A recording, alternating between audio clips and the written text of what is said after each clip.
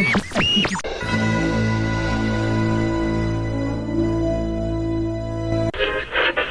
know, I'm sorry, but after that big stink in the smell lab, I hesitate to send you into the touch and taste labs.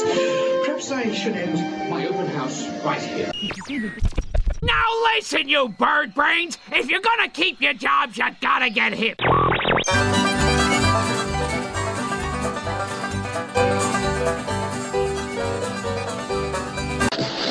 Here in Florida, we have something special, the blessing of science. There's enough land here to hold all the ideas and plans we could possibly imagine. WDW Radio, your information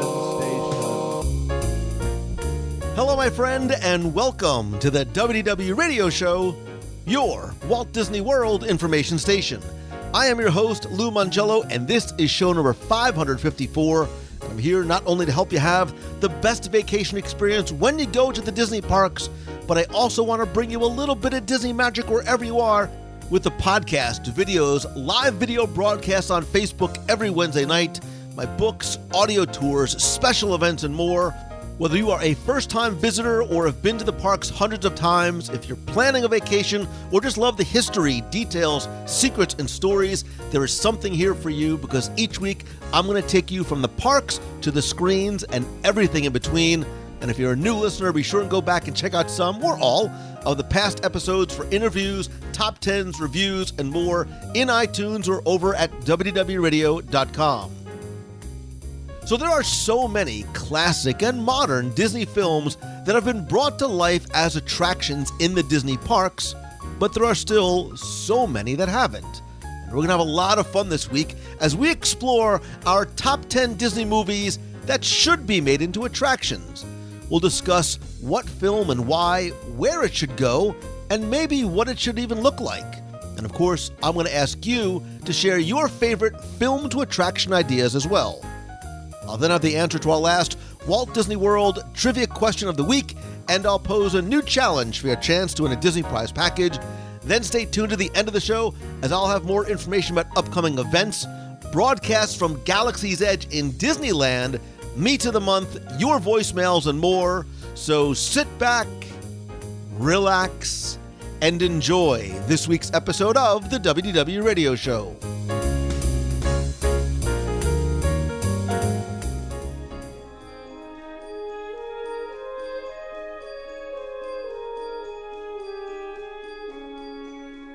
Part of Walt Disney's original concept for Disneyland was this idea of bringing the animated stories that he and his team told to life in three-dimensional environments so we could not just be passive observers to the film, but active participants in them. And so many classic Disney films have been made into attractions, but there are still so many that haven't. Some very popular, some less so. And if you ask anybody what their favorite Disney movie is, you'll not only get a very wide variety and spectrum of answers, but probably many that are not represented as attractions in the Disney parks. And I think a list of attractions we would love to see come to the Disney parks can and maybe should be based on ones that would bring us personal happiness, not necessarily ones that, a bean counter's examination of what would necessarily be the greatest revenue generators or merchandise sellers or Instagram wallable films should be the basis for it. But this week, we're going to look at our top 10, I'm going to say ish because there's no way it's going to be 10, top 10-ish movies that should be made into Disney parks attractions. And joining me this week is someone we love to see in the parks, a character who deserves his own movies, and I'm not sure if that's a horror, a buddy comedy, a romance, a documentary, or a tragedy. He is, of course, little Timmy Foster, the brains, the beauty, and the publisher behind Celebrations magazine. My movies you would cry with. Well, we're going to get to crying in a little bit, but thanks, Lou. And it's funny because as I was thinking about movies that could, I have a top 10 top 10, we're in an era right now of remaking, especially a lot of animated films as live action, remaking some of the animated films, but including Timmy Foster. There could be The Adventures of Timmy Foster and Mr. Toad, So Dear to My Heart, starring Timmy Foster. Yeah. Yeah, The Reluctant Tim. There's a lot. I love it. Can I tell people what I told you with no spoilers? Tim Foster, the Highland Rogue. Timmy Foster, King of the Wild Frontier. I've been called worse. Oh, and sometimes by me, but by you and everybody. No, can I? Since we're talking about movies, I'm going to tell everybody what I told you 2 seconds ago. Again, there's no spoilers coming, so don't worry. But just saw it. Oh, you had a caveat too, which you may mention as you go through the non-existent rules that Correct. I wasn't aware of when you start this. But saw Endgame today, and it should be no surprise to anybody. I cried no less. I counted 17 times, and I was trying to hold it in 17 times. So. And I'll make a Marvel reference: proof that Timmy Foster has a heart. Yes. Right. Wow. Really? You needed proof. Okay. That's great. So, all right. So the rules. Your caveat was, though. Right. So that's okay. So I will lay out a little bit. And this very much was here's an idea, movies that should be made into attractions. You said I dig it. I said let's go. And I think these are movies that, and this, look, I think this is going to be one of the most fun top 10s that we have done, because this is not just you and I, but this is you, the listener, sitting with us to share your ideas as well. These are ones that we would love to ride or love to see in some capacity in the parks. And I think when you first start to hear this topic, you figure, well, there's going to be some obvious ones that come to the list. But what I think people might not realize, Timmy Foster, is just how many films all right, ballpark, about how many movies do you think the Disney Studios has produced or created? Ooh, are we counting Pixar? All right, so, well, if you count Pixar, then do we want to include, Hollywood Pictures and Touchstone and Marvel and Star Wars? No, you can say no, little Timmy Foster, just Disney. No Pixar, don't mess it up. So go ahead, I'm thinking ballpark 3, 4. There's four films total. Dumbo, Reluctant Dragon, and Victory Through Air Power. Yeah. I mean, 32. If you take the studios themselves, if you just take the studios themselves, again, we're not limiting this to animated, so the Gnome Mobile is fair game. You're over 500. Thanks, that was my first one. I figured it was, but you're over. You're past. You're probably about 750 if you include Hollywood, Touchstone, Marvel, and Star Wars. But just from the Walt Disney Studios themselves, you're definitely over 500. And so again, we didn't talk about any rules ahead of time. You are more than welcome if you like. If you pick a film that may have some type of in-park representation, so, and forgive me if I'm stealing one of yours, just because Tangled has a restroom, it doesn't mean that you can't. But the one thing I will tell you that I am going to exclude is the aforementioned Star Wars and Marvel. For obvious reasons. You did lay that out very clearly. But what I would like you to include as best as you can, and this is... I want this to be a communal experiment. Try and include where it should go and what it would look like. Is it going to be a show? Is it an attraction? Is it a dark ride? Is it a roller coaster? And there's other than that, the rules are there ain't no rules. There's no rhyme or reason. You are my friend. You are my guest. I am wildly curious as to what your list is going to look and sound like. So please kick things off with White Fang 2, Myth of the White Wolf. Okay, so picture this. You're in a dark room. No, I had a bunch. I'm going to start. I dipped into the Pixar pool quite a bit. And, it's funny because when I was trying to figure out how many, and I picked 10, figuring you were going to steal. If I picked 5, you were going to steal all of them. And you already knocked out 2, so I'm already down 2. But it was funny because I was thinking of some, and then remembering, oh wait, I was thinking, like, we should have a dark ride of Alice in Wonderland. Oh wait, there's teacups. That's right. But I don't go on the teacups, as you know. So. And that's what I'm thinking. Just because there's a teacup attraction, it doesn't mean that you can't say you would like to have an Alice in Wonderland. I self-imposed that rule upon myself. So, we'll see. Now, that being said, as I go through these, I may unwittingly have forgotten that there's a white, whatever thing you said, a brother bear attraction. And you have been to Disneyland, haven't you? Kingdom. Excuse me? You have been to Disneyland. I mean, you mentioned Alice in Wonderland. I was there with you, Lou. I know, but you said Alice in Wonderland as if it did not already have an attraction. Yeah, I know. And yeah. So that was a bad example. No. I'm imagining our imagined scenario is in Walt Disney World. Okay. So if it exists in Disneyland or Tokyo Disney or Hong Kong or somewhere else, it didn't matter to me. Now, okay, so tell me where your Toby Tyler attraction is going to go. My who? Oh, yeah. Darby O'Gill and the Little People. All right, I'm going to get to my real first one. The first one that came to mind was one of my all-time favorite films. I've said this on your show. The greatest romantic film ever committed to celluloid, animated, real, anything. WALL-E. Timmy Foster.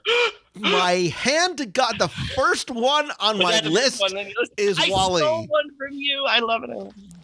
Now this is great. So this is fun. So I'm going to tell you. I will admit I didn't spend hours dreaming up the mechanics and the plot line and the lighting and the sound and all for this. So I have a rough idea of what I want. But I'm curious, since this was on your list too, if we were even close as to what we think this ride would be. So I'm thinking now I'm going to throw a couple roller coasters in there, but as everyone knows, my fear of slightly scary things, my roller coasters are going 8 miles an hour. So just so everybody knows. But WALL-E, I'm imagining we're in the desert, Earth. We're WALL-E. We are WALL-E. And we always run into this problem. Well, maybe WALL-E's next to us, because I know there's been incidences with Peter Pan and Snow White where you were supposed to be Peter Pan or Snow White, and a lot of people didn't get that and wondered where they were. So I don't want you to think WALL-E's missing. So we'll have him rolling alongside you. But anyway, we're rolling along the desert in, some Omni-Uber kind of thing. By some magical machination of the Imagineers, which thankfully I don't have to dream of and invent, we are lifted up, at 5 miles an hour, but straight up in the air. And the sky turns to black, and all of a sudden we're in space. And then we have the sensation of floating. And then we board the Axiom. And we go, I'm envisioning a test track kind of zoom thing going all around the ship. And we have our encounters with the bad guys and the bad robots and all that kind of stuff. And then in my version, we suddenly come to a stop. And there before us, in all its 3D holographic animatronic glory, is Eve and WALL-E holding hands. I'm crying, you're crying, we're all crying, and we plummet straight down into a lush, green, livable, vibrant planet Earth. Fade to black. And the associated WALL-E restaurant and gift shop. Well, yeah. Wait, the restaurant would be like we'd all be sitting in the chairs and... Oh. That would be my dream come true. Just around, one of those... we just punch in what we want and it comes up. That would be. I like that. So I'm clearly with you. I love this film. I love the character. I love the spectacular visualizations. I love the fact that, especially early on in the film, there is minimal, if not zero, dialogue. The characters' voices are are conveyed via the spectacular animation. I love that it's a love story. I love listen, top 10 things I love about Wall-E easily. But I also think this very much lends itself to an attraction that I believe could live in Tomorrowland, but probably I forgot to tell you where it was. Sorry. I actually think it would work better in Epcot. So I think I'm very much along the lines with you of a ride-through attraction of the Axiom and Earth. I think that by putting it in Epcot, and again, what's old is new again, go back to sort of the early missions and messaging of Epcot, the idea of teaching about conservation and protecting the earth and you know, sustainability and things like that are important lessons that can be taught in a very fun edutainment kind of way. For a second, I thought, well, you know, there's a space in the land where I was going to call it symbiosis, where Circle of Life used to sit. I think Wall-E is deserving of an attraction, not just a show or a film. I think there is so much that you can do with this. I think the film still holds up. Can you believe it's been 11 years as the date of when we record this? 11 years later, the film still holds up from, again, the minimal voice acting to the music to the visualizations. It absolutely deserves a place in the parks, preferably in Epcot. And oh, the merchandise we could enjoy. I'd buy it. So I have a feeling that Wall-E, we are not the only two people on this big blue marble of ours. That actually it was funny because I was thinking of some. There's some I was thinking of for a second, then realized no, wait, they have an attraction, and then Wall-E came to mind, and it was one of those. All right, there's got to be. What am I overlooking? And realizing there wasn't. So yeah, I'm with you. Like it seems there should be, and it's funny because it would have been done a long time ago, but no. So. I don't think Wall-E gets as much love as it deserves. Like if you go back to 2008, I think it was that year or somewhere around there. I think Time voted it like either I think it was number 2 or maybe number 1 best movies of the decade. Yeah. So it still remains one of my favorite Disney films. Again, I love the character. I love the love story that's told. Listen, you know what? I don't care. I cry. I cry every time I watch that movie, and not just the scenes that you're supposed to cry. I watch during, whatever. I won't tell you the parts that I cry, but I cry a lot, and it's a good cry, kids. It's a good cry. So it's all good. I think I'm going to download that to watch on my next flight. I think by the end of this, we're going to have like 27 movies we're going to go watch tonight. I think so, including what I'm going to put next on my list. Yes. Because I don't think that it's probably on yours. You better not. And I'm going to stay in the science fiction vein. Is that a good I don't guess? know. I'm curious. I think I'm safe, but so I'm going to go back a little bit further, about 7 years earlier from Wall-E, to what one might consider one of the first animated sci-fi films. And it does not take place out in space. It takes place under the sea. And I don't mean the Little Mermaid. I mean Atlantis, the Lost Empire. Is it really? Oh, God. Yeah, well, I had it honorably mentioned because I didn't get through. Again, that's why. It's a film that I think has some wonderfully bright moments. It obviously did not necessarily perform as well as maybe it could have. It obviously was inspired by, and I love Jules Verne and 20,000 Leagues Under the Sea, but I think this is a classic story that can be explored inside the parks in a wonderful kind of way. Now, I want to, before people say, what, Lou, wasn't there? Yes, there was actually supposed to be an Atlantis attraction in Disneyland. So when the submarine voyage that was there for, I think, just about 4 decades or so, when they closed that attraction, it was supposed to be replaced by a quest to Atlantis, and they were going to add a volcano there, and the monorail was going to go through it, and so there was a lot of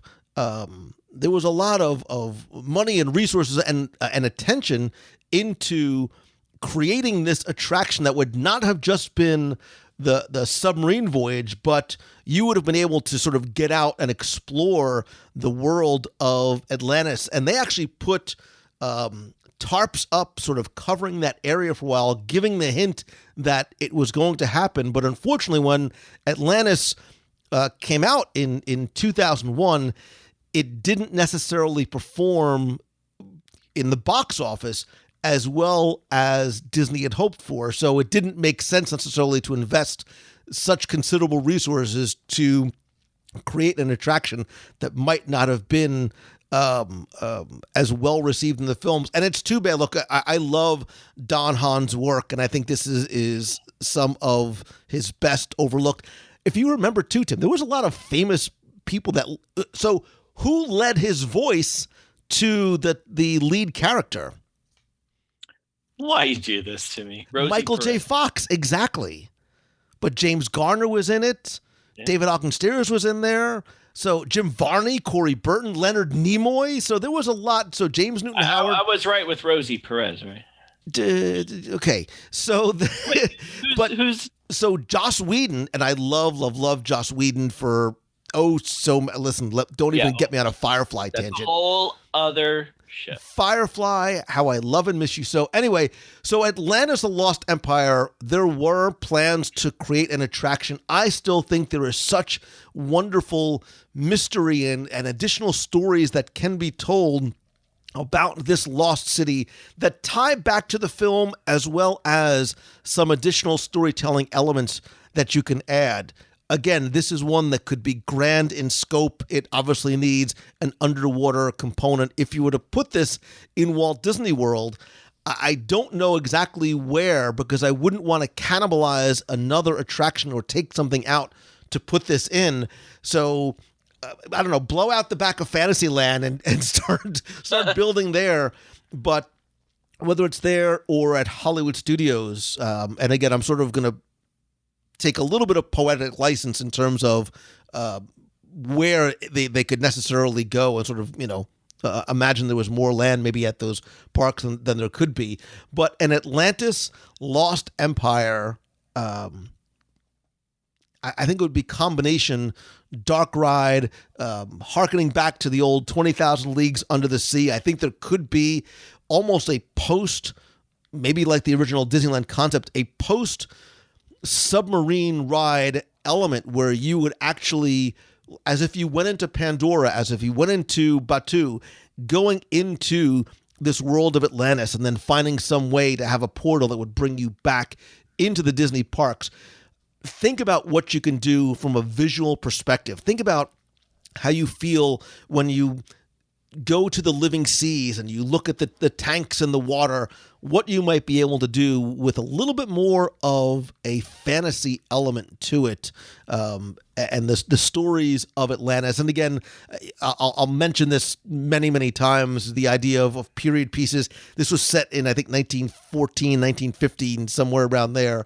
What you can do with that time frame in terms of decoration and what the submarines would look like, I think it could be spectacular. It would be. I would tell you, Atlantis has the distinction of being the first DVD I ever owned. Wow. And you bought that, last year? A couple of no, it's funny because when I jotted it down because I had the idea. The first idea was 20,000 Leagues Under the Sea, like bringing it back. And then, Atlantis. It would be cool if they were combined. But then I was thinking, I wonder if that happened. And I loved all your ideas. And I guess you could maybe combine them, but I imagine there might be a lot of people who would love it and a lot of people who would, how dare you sully the good name of 20,000 Leagues Under the Sea and run this into it. But, I will make it two separate attractions. That's fine. And I will say, so is or was 20,000 Leagues on your list? in the as part of Atlantis, and it was kind of a by the way on my list. I didn't really. It would not have made my top 10, but 20,000 Leagues is absolutely on my list. There's a Tokyo Disney Sea attraction in Mysterious Island, which was unfortunately closed when I was there. So I don't know what it looks like, but I'm sure it is spectacular based on everything. I would be happy for that to come here or some sort of an extension of it because I love the story. I love the old film. I won't burden you with my incredibly awful James Mason impression, but no, come on. You tease. I did. So that's all you got. So I just while you're speaking about your amazing impressions, I can sing. You want me to, when we're done, I'll sing "Whale of a Tale." What? Got a whale of a tale to tell you, lads? A whale of a tale or two? Well, yeah. About the flapping fish and the girls I love and I like this one above. Just having been in Disney, and we're going to get back to my recent trip, my friends, but you've ruined isn't quite the right word, but you've changed Spaceship Earth for me forever. As you probably have with many friends. And I wasn't going to bring this up because there was no context to bring it up, but you provided it for me, my dear friend, when you talked about your impressions, because I cannot go through the computer room without a lady going through my head. And it's all your fault. And I think I screened it a couple times. And they had to stop the ride ticket. So, you're welcome. You are welcome. So my next one. There was Mermaid Minnie. Met her down in Madagascar. Yeah, what? She would kiss me any time that I would ask her. Then one evening, her flame of love blew out. Blow me down and pick me up. She swapped me for a trap. Sorry. I almost started singing. I had to catch myself. Go ahead. What is wrong with you? All right. So anyway. Top 10 list. Top 10 things that are wrong with me. Go ahead. Oh, no. I think a few of these weren't even close to your list. I'm going to grab one that I think may have snuck on your list. Or anybody's list for that matter. And again, this is one I had to think about. And man, if I'm missing something, I feel really bad that, like, why isn't this an attraction somewhere? Come on, say Herbie Goes Bananas. Herbie Goes Bananas. Yeah. I mean, why? I mean, Herbie is an icon. Why is that not an attraction? He did have a car in Lights, Motors, Action for a little while, but that's about it. Yes, that's not good enough, though. I want more. The people want more. And what they want is for that to be next to the Incredibles attraction, which I'm proposing they build. That's right. Not on my list. Really? Not on my list. How is that not on your list? Well, because your list is better than mine. But all right, anyway. Well, I'm going to kick myself if one of my close to my heart ones is on your list now, because I was going to get this out of it. No, but I'm thinking an Incredibles themed attraction. And you know what, Lou? I'm making this a roller coaster. I'm going to do it. No chicken exit for little Timmy Foster. This is going to be a roller coaster. It's going to be fast. It's not going to go upside down, but it might go fast. I don't know how you'd pull this off, but I'm going to leave it up to the Imagineers at Disney to figure out how you're going to make this happen. But I'm thinking, this is no slow ride. This is no dark ride. This is no boat ride. This is excitement. This is thrills. Tim, So, wait, I have to stop it because I'm going to get yelled at if I don't. What did I do? What did I do? And just to make sure I'm clear, you want to have an Incredibles themed roller coaster. Yeah. Maybe we would even call it something like the Incredicoaster. You could. Or we could even maybe we could put it in Pixar Pier into Wait, in Walt Disney World. So is it a copy of the Incredicoaster from Pixar Pier, or is it evidently so? Wait a minute, hold on. I'm gonna look this up. It's DISNEYLAND. Oh wait, yeah, there is one. Look at that. That's pretty cool. I'm giving you. I'm not laughing at you. I am giving you such a hug. It's not even funny. No, mine's different. Okay, but in Walt Disney World, where's the Incredibles attraction? Where is it? Well, Go ahead. All right, so we're going to bring this to Florida, and we're going to make it better. I don't know what this thing is. I see wooden stuff. Yeah, whatever. So it's fine. Imagine this, though. It's indoors, first of all, and you've got different segments. And you know what? This is the Incredibles 2 roller coaster. Okay. Now that's completely different. Now I understand. Okay. So, all right. So in these segments, you're in. Imagine the tunnel in Space Mountain. That's kind of what we're talking about here. So for the first one, I don't know how. So imagine around you, you're enclosed, and they can project images on said screen while you're riding along. And you're in segments for the different characters. So you're going to be with Elastigirl. You'll see her stretch out somehow. It's up to the guys at the Disney place. It'll look like the tracks in front of you stretch out infinitely as you race up the hill or down the hill. Then you're going to zip into a room with Violet at your side until she disappears halfway through. But then you'll have a blue shield around your car as things are firing at you but bouncing off. And then you can go into a Jack tunnel where there's fireballs and all things. Now this one's going to twist and turn because you got a lot of thefts to avoid with the laser beams and the fireballs and all that kind of stuff. Then you're coming to a stop, and the dash is going to come in, and you're going to go 0. We're going to best the rock and roller coaster. We're going to go 0 to 200 miles an hour in 3.2 seconds, and then Mr. Incredible is going to come up on the screen, and you're going to be zooming towards what looks to be a brick wall, smash right through it. A stone wall, smash right through it. A cement wall, smash right through it. Till your final encounter, swirling and spinning and all around with Syndrome trying to fire stuff at you, and all the Incredibles coming in with all of their powers to rid the world of Syndrome and the bad guys, and you return safe and sound to Earth, where the Underminer comes, but you get to run out the door before he gets there. And I apologize to everyone who goes to Disneyland. No, I love it because you described exactly the Incredicoaster. No, I'm kidding.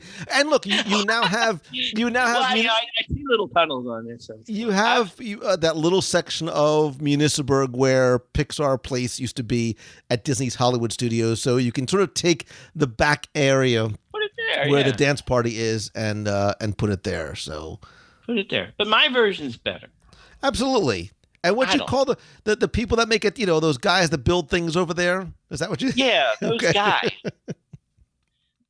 They know what's going on. And listen, we all get you. I get it, and I dig it. I do.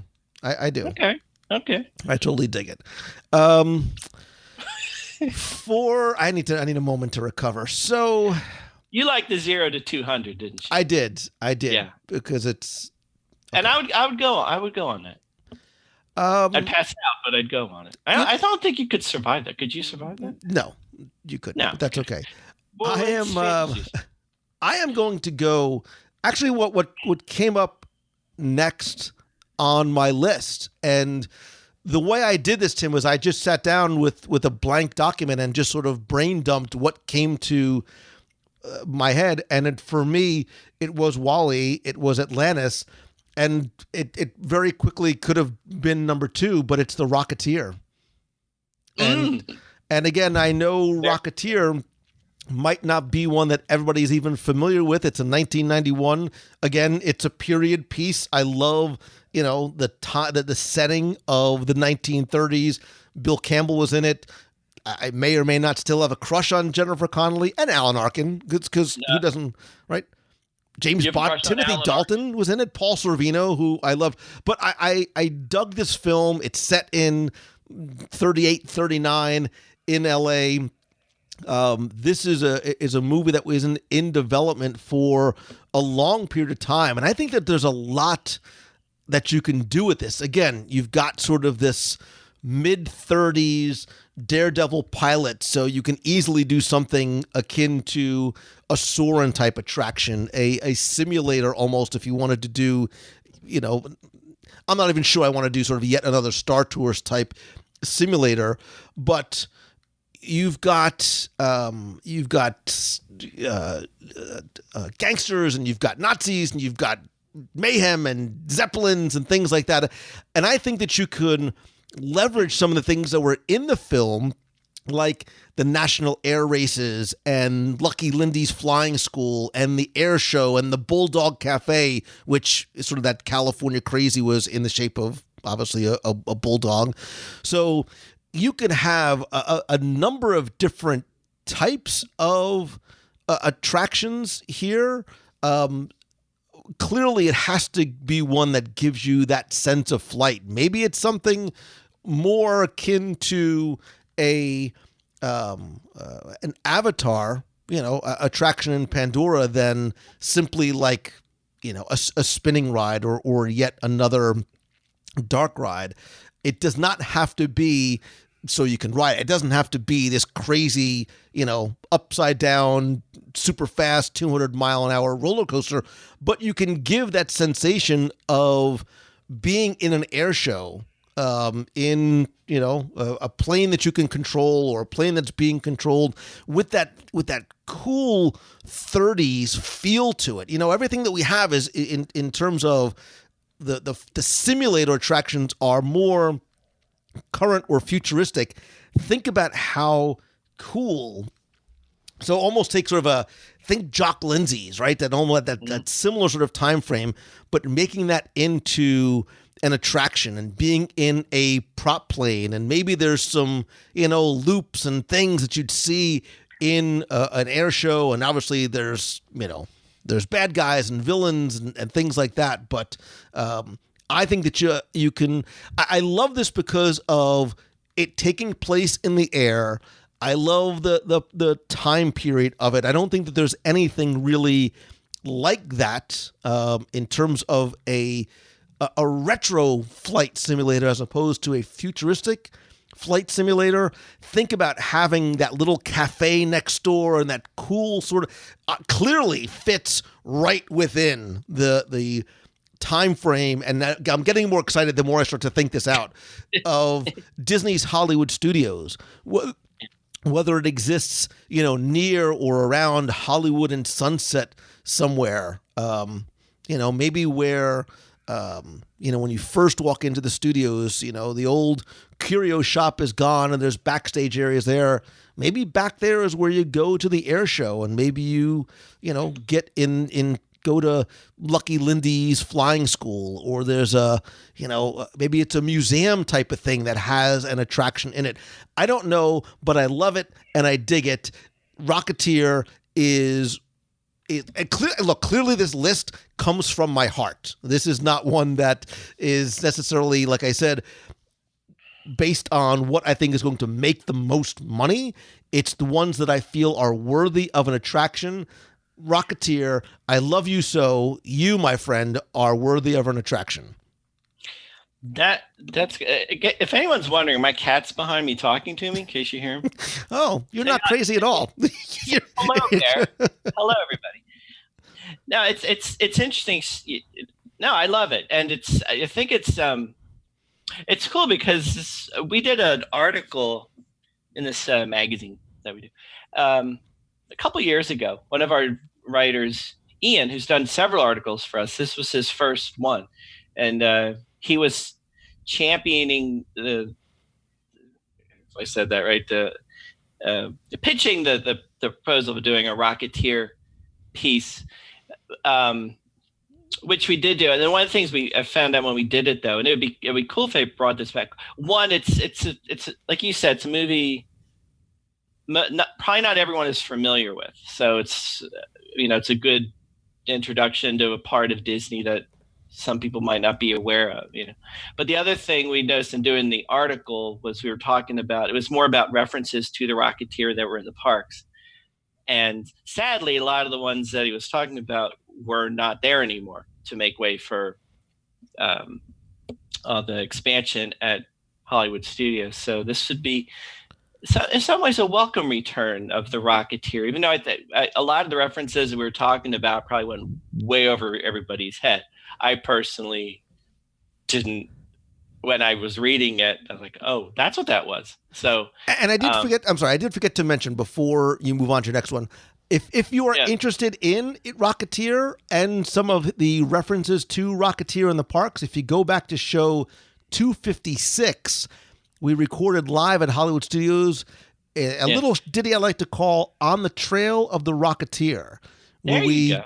See. Jim Corcus and I talk not only about the film, but we tour Hollywood Studios and we point out all the props and the details and the stories that relate to the film. When did you do that? Show 256 is probably around 2012 or so, which now, as I say that out loud, it sounds like it. Wow, 7 years ago. That's a long time. Yeah. No, so it's funny. Maybe I'll listen to the show. I should listen to your show once in a while. Thank you. But we might find like a lot of things you talk. Like, we found like they're not, they had gone by the wayside to make room for stuff. Although some do remain. But it's cool to for me to have our writer Ian write this, because he did a great job with it. Even to me to point out stuff that I saw but didn't realize what the significance of it was. That's a whole other show.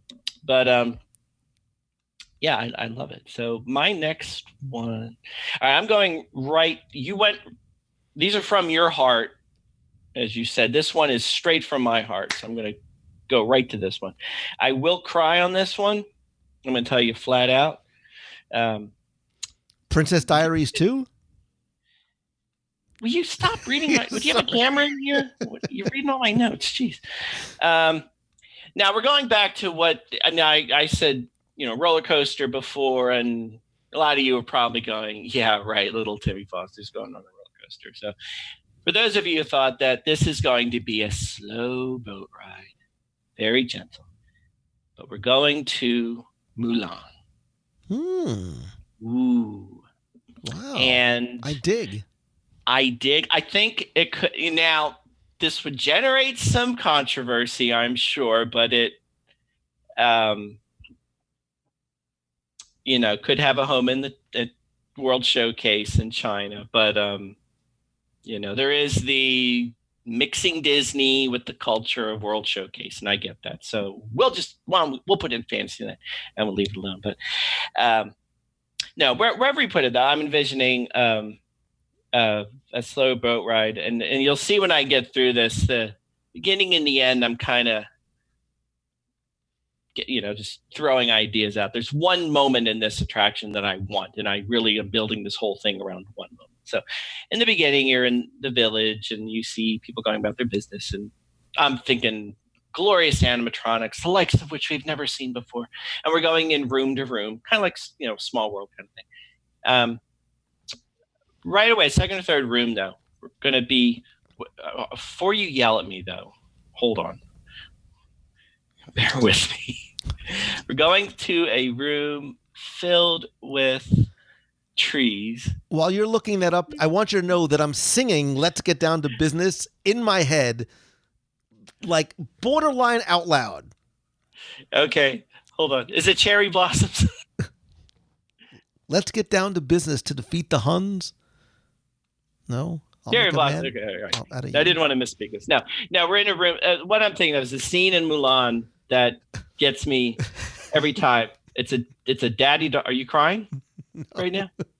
Are you laughing right now? No, it's tears of laughter. You're laughing at It's me. tears of laughter. Stop it. No, it's when Mulan is sitting there feeling dejected. Not she doesn't belong. She doesn't whatever. And her father comes and sits next to her and talks about the blossoms in the tree, and that one's late, and the late ones are always, my, what beautiful blossoms we have this year, but look, this one's late, but that will be the most beautiful one of them all. And that's when I will cry. But I'm imagining you're in a room filled with the cherry blossom trees, and somehow at the end of this scene, all the blossoms kind of flutter around you, and you pass through them. It's magical, and you go through into the next part, which will take you to meet up with Mushu, and you're in the mountains, and you're fighting, and you end up back in the Forbidden City with fireworks going off, and da-da-da-da-da. But the whole attraction to me is centered around the cherry blossom room, and that's the room that I want to have. I'm really not explaining this that great, but it's about one moment And that's save me, Lou. Look at me. I will never pass for a perfect bride or a perfect daughter. Can it be I'm not meant to play this part? Are you doing a bit now? No, I'm about to sing Reflection. Oh, go. Do it. Who's that girl I see staring straight back at me? Why is my reflection someone I don't know? Anyway, listen, I'm in a very emotional, sing-songy type of mood tonight. And some of these films, I remember, so Mulan and some of these films that my kids loved, we sang the songs all the time. And my kids used to act out. My son used to take, I'm going to start to cry. My son used to take wrapping paper tubes and used to do Let's Get Down to, oh my goodness. And used to sing Let's Get Down to Business to defeat the Huns in my basement office. So I do have very much, I told you this was, I thought this was going to be more fun than it was Tears, but I have an emotional connection to it. It's a beautiful film. I agree with you 110% in terms of the locations and atmosphere and the music that could make for a beautiful attraction. Look, it could be this could be a live stage show, and I would be happy with it. Look, it's no mistake that Beauty and the Beast has been playing at Disney's Hollywood Studios, the exact same show for like 80 years, because it still holds up. I think Mulan is a show that, although, 1998, that even though the film is relatively old, could still be very popular, and it's because of the visuals. It's certainly because of the music and Donny Osmond. Well, yeah. Well, it's funny because I was watching it the other night, and again, get to the same scene, and there you go. And I really did not do this justice. I should have thought that out more. But as I'm thinking, as you're talking, I'm thinking, if it is a boat ride, you could do things like have cherry blossom scents waft through the room when you're in that room, and then feel the cold breezes of the mountains as you're there, and smell the gunpowder, the fireworks in the final scene. There's so much you could do with your senses. I was going to say sensorily, but that's not a word. Sensorily. But you say senses, I think restaurant. So I'm thinking of my sense of taste. Cafe and get yourself an egg roll when you're done. Gosh, I want Chinese food so whatever bad right now. But I think you could do, like, if it were a ride through, you could do so much with the visuals and again and the 4D of attractions that introduce scents and breezes and cold. You could feel the cold of the mountains and all that kind of stuff, and a little humor with some little dragon guy popping his head up every once in a while. Well, and I think, but in the end, it's about the tears, and everyone will walk out weeping. Fathers will be hugging their daughters. Yeah. And I think what is unique about the Mulan film itself was it was very much inspired by, original ancient Chinese art. So a lot of the aesthetics from the film are very sort of simpler designs, like early sort of watercolors as opposed to ones. So I'm imagining what those visuals would look like from a first person perspective as you go through those environments. Wait, imagine getting to this. The Chinese restaurant. You gave me a great idea. So imagine as you're going through room to room, and some of the rooms are. This reminds me of something. I guess they do this on one of the cruise lines, one of the restaurants. Like, it's basically a blank slate when you go in, and everything is painted around you in that style, like it was a Chinese watercolor painting, like the mountains and all of that, and they were just brought to life that way. Ooh. Well, and look, this one is actually, although we're talking about the animated film, it's actually somewhat timely with the live action film coming out in what I believe is late March 2020. See, it's perfect. So you're really more of a visionary than anything else, Tim. I am. I'm glad you noticed. About time. And a romantic. Yes. And it's your turn. It is. I am actually, again, I'm not looking at my list. I'm just going to go straight down it because I want to go in the order as sort of which they came to me. And the next one came to me for a number of reasons, because I love the film. I think that I enjoy it not just because, and it's an animated film again. I think it's one that combines a number of things that I just enjoy, even taking Disney out of the equation, right? I certainly can appreciate wonderfully animated films, but it's a superhero movie. It's not a Marvel movie. It's a superhero movie that actually is based on characters that were not necessarily Disney characters at first, but were eventually acquired by Disney. And there is a Marvel connection, and I think it absolutely fits in my rules. I'm going to San Francisco and Big Hero 6. I love this movie. Yeah. So again, this is relatively recent. It's 2014, and we do have a Baymax, or did have a Baymax meet and greet with Hero at Disney's Hollywood Studios for a little while, but still there. I saw him. So and he's a hugger like me. Yeah, so like you. But I also you're cuddlier. But thank you. Although I have that very non-threatening, huggable design, much like Baymax, based on all the Chinese food that I've been eating. But again, for me, this combines. I love Japanese culture and Japanese history and things like that. So San Francisco integrates some of those elements of Tokyo and Japan. It's a superhero movie. I love so many of the voice actors, T.J. Miller, James Cromwell, Alan Tudyk, again, another Firefly restaurant. Wow, I'm really another Firefly reference. But they actually created I think it maybe is still on. There's a Big Hero 6 animated series on, I think maybe it's Disney Channel and Disney HD. But this is one too, Tim, that hits all of the requisite touch points in terms of emotion and loss and love and friendship and family and all those things that make for a classic Disney film.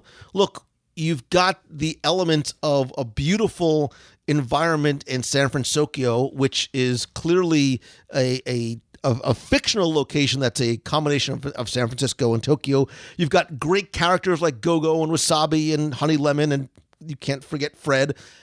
And you have this superhero that in some regards is like me, squishy and fluffy, but then also is armored up. And imagine some sort of interactive adventure where maybe you're flying on Baymax like Hero was. So think almost a flight of passage type thing where you sort of are Hero and you're strapped on the back of Baymax.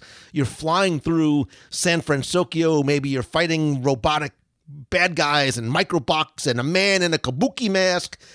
That's a really bad impression of the cop that says the man in a kabuki mask. But there's a lot that you can do with it. I could certainly see this in Tomorrowland.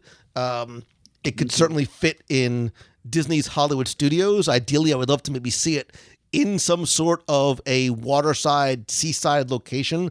Not that there's any of those places in Tomorrowland, but as long as we are being armchair Imagineers. You can make one. Exactly. You can do whatever you want. Your imagination is your only limit. And there's such cool technology that is utilized, especially from some of the other characters that Hero and the characters help develop. I think there's a lot of fun stuff you could do. I still wish there was more Big Hero 6 merchandise, which you don't hear people say. I wish there was more merchandise for it. I do. And I would love to see more Big Hero 6 in the parks as I stare at my Big Hero 6 poster, which sits right in front of my computer on my wall. So I speak again from the heart. And by the way, Stan Lee, one of the best Stan Lee cameos ever. Oh. I'll have to watch. You don't even know who Stan Lee is, do you? Stan Lee who? Yikes. That's a Big Bang Theory joke. Sorry, kids. You want a sushi restaurant next to it, right? Well, it goes without saying. Yeah. So, no, I love that one. I really need a hug now for some reason. The best part is I know what to get you for Christmas now. So, thank you very much for that. Now that was a great one. The next one I'm doing is I don't think it's a go with me there. If any of these were a go with me here, it's this one, but I don't think it really falls for that. This one is this is one I would love. This is for my daughter, if you're listening, and she listens to your show all the time, so I know she's listening. A Nightmare Home on the Range. What? Home on the Range. Home on the Range. I just love the yodels. I love the yodeling song so very much from that. She finds Home on the Range a bit pretentious. So she doesn't have time for that. No, I'm talking Nightmare Before Christmas, which is one of her all-time favorite movies. And I'm thinking we have the Haunted Mansion. So I'm thinking this needs to be far away from the Haunted Mansion, like over, I don't know, the studios or something, because it's certainly, I'm not meaning to compete with it, but I think there's room for something scary and whatever. I was thinking the mechanics for this. It could be Flight of Passage thing. I was more thinking very unimaginatively thinking doom buggies and whatnot. But imagine the experience of you're in town, your Halloween town, whatever. This is very goth, by the way. So everyone who's into that, the macabre goth, I can't talk. That kind of thing would love this attraction. And I know Nightmare Before Christmas is a huge fan following, so I think it would be very popular. But imagine you're somehow going through the village, whether it's via dune buggy or a Passage of Light kind of thing or something. I'm thinking you have the trees with the different holidays that the clearing that he comes to. Aside from Christmas, there's the other ones. Somehow I'm thinking you could do a random kind of element like you did with Star Tours, or you did Horizons, where you chose your ending. You could like choose which holiday you wanted to go into. And then you could go in there, have a little bit of whatever, and probably make up some adventures which weren't in the film with Jack Skellington in these various lands, but then returning and then going into Christmas and finishing up and so forth. I think the coolest part of this attraction like this would be the prospect if you could dress it up much like they do with the Haunted Mansion and so forth. Is really dress it up not only at Halloween but at Christmas respectively. So I think it could be an attraction that could be different every time you rode it. You could either choose your destination or have it randomly chosen, have different experiences. And if you came back during Halloween, it could be totally dressed up for Halloween. If you came back Christmas, totally dressed up for Christmas. Lots of merchandise. I don't think there'd be a restaurant there, Lou, but I'm sorry about that. Maybe a little snack bar, but something. But I think the theming of it could be so cool because the look and the feel of Nightmare Before Christmas is so unlike anything else. You know, it's so Tim Burton, you know, and it's so unique that the attraction, exterior, interior, the chandeliers, the lights, the post, everything could have that look, and it would be fully immersing yourself into that movie. And I think it would be a really unique and wild experience. But I think there's a lot of fandom out there I think would really love that kind of thing. I agree that there's a lot of people that love Nightmare Before Christmas. Timmy Foster, I'm going to be honest. I am not one of those people. Now, let me explain. Whoa! Let me explain. I love Halloween, right? Like if I could get dressed up in costume every other Saturday, I love Halloween. The kid in me comes out. I love Christmas, right? Marry the two, it's perfect. Tim Burton, I have a weird relationship. Not like weird as in like weird and creepy, but I have this weird love, not so love relationship with him. Beetlejuice. I love Beetlejuice. I can sit here and recite practically Beetlejuice for you verbatim, right? Beautiful, brilliant, so well done. Pee-wee's Big Adventure. Like, who loves Pee-wee? This guy. Batman, 1989's Batman, still remains for me one of the best superhero films ever. He helped usher in this, what we're enjoying now in terms of... I even liked, and I love the original Charlton Heston, Damn Dirty Ape, Planet of the Apes. I actually kind of dug his 2001 Planet of the Apes. Okay. But where'd the horses come from? There's also a mass. I cannot, as much as I've tried, and every year I say I'm going to try it again, I'm going to try and make myself watch and love Nightmare Before Christmas. I can't seem to do it. I dig the overlay at Disneyland. I like going to visit the overlay there. Yeah. I'm happy that it is not a permanent thing. Wow. I know. Danny Elfman, like, I dig the music and some of the, I cannot, my heart does not swell when I hear Nightmare Before Christmas.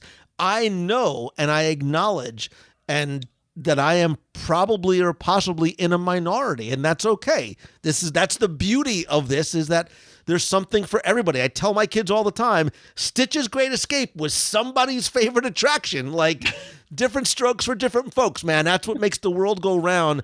I promise you, little Timmy Burton, I will try again to watch Nightmare Before Christmas again this year. And hopefully, as I get older, we'll start to... I appreciate the film, certainly for the incredible amount of work that went into creating it, but I don't have, a love of the film as much as I wish I and I'm telling you that I wish that I did. I wish I liked Nightmare more. That's the beauty. See, this attraction will give you that love. You'll ride and experience in a way you never have before.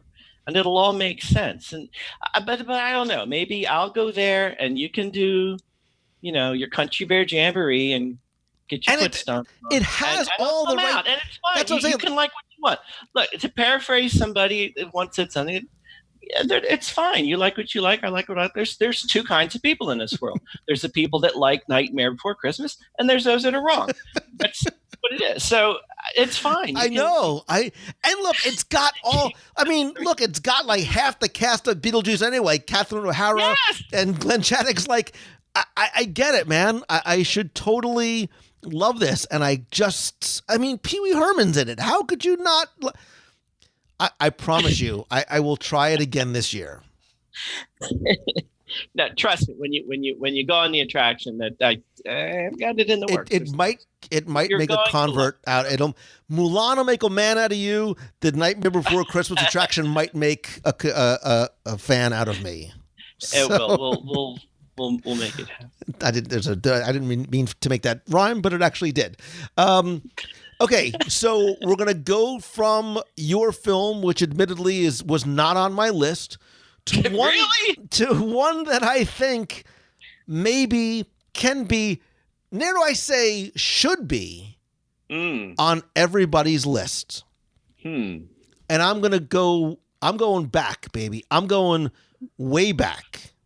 Right now, my list, the farthest I've gone back is 1991, right? Yeah. I've been 2001, I've been 2008, 2014. Yeah. I'm going back to a time of films like The Misadventures of Merlin Jones, The Three Lives of Thomasina, The Moon Spinners, Emile and the Detectives, but nestled in between all of those was a little film that came out in July of 1964 by August. I think it came out in August 1964. called Mary Poppins.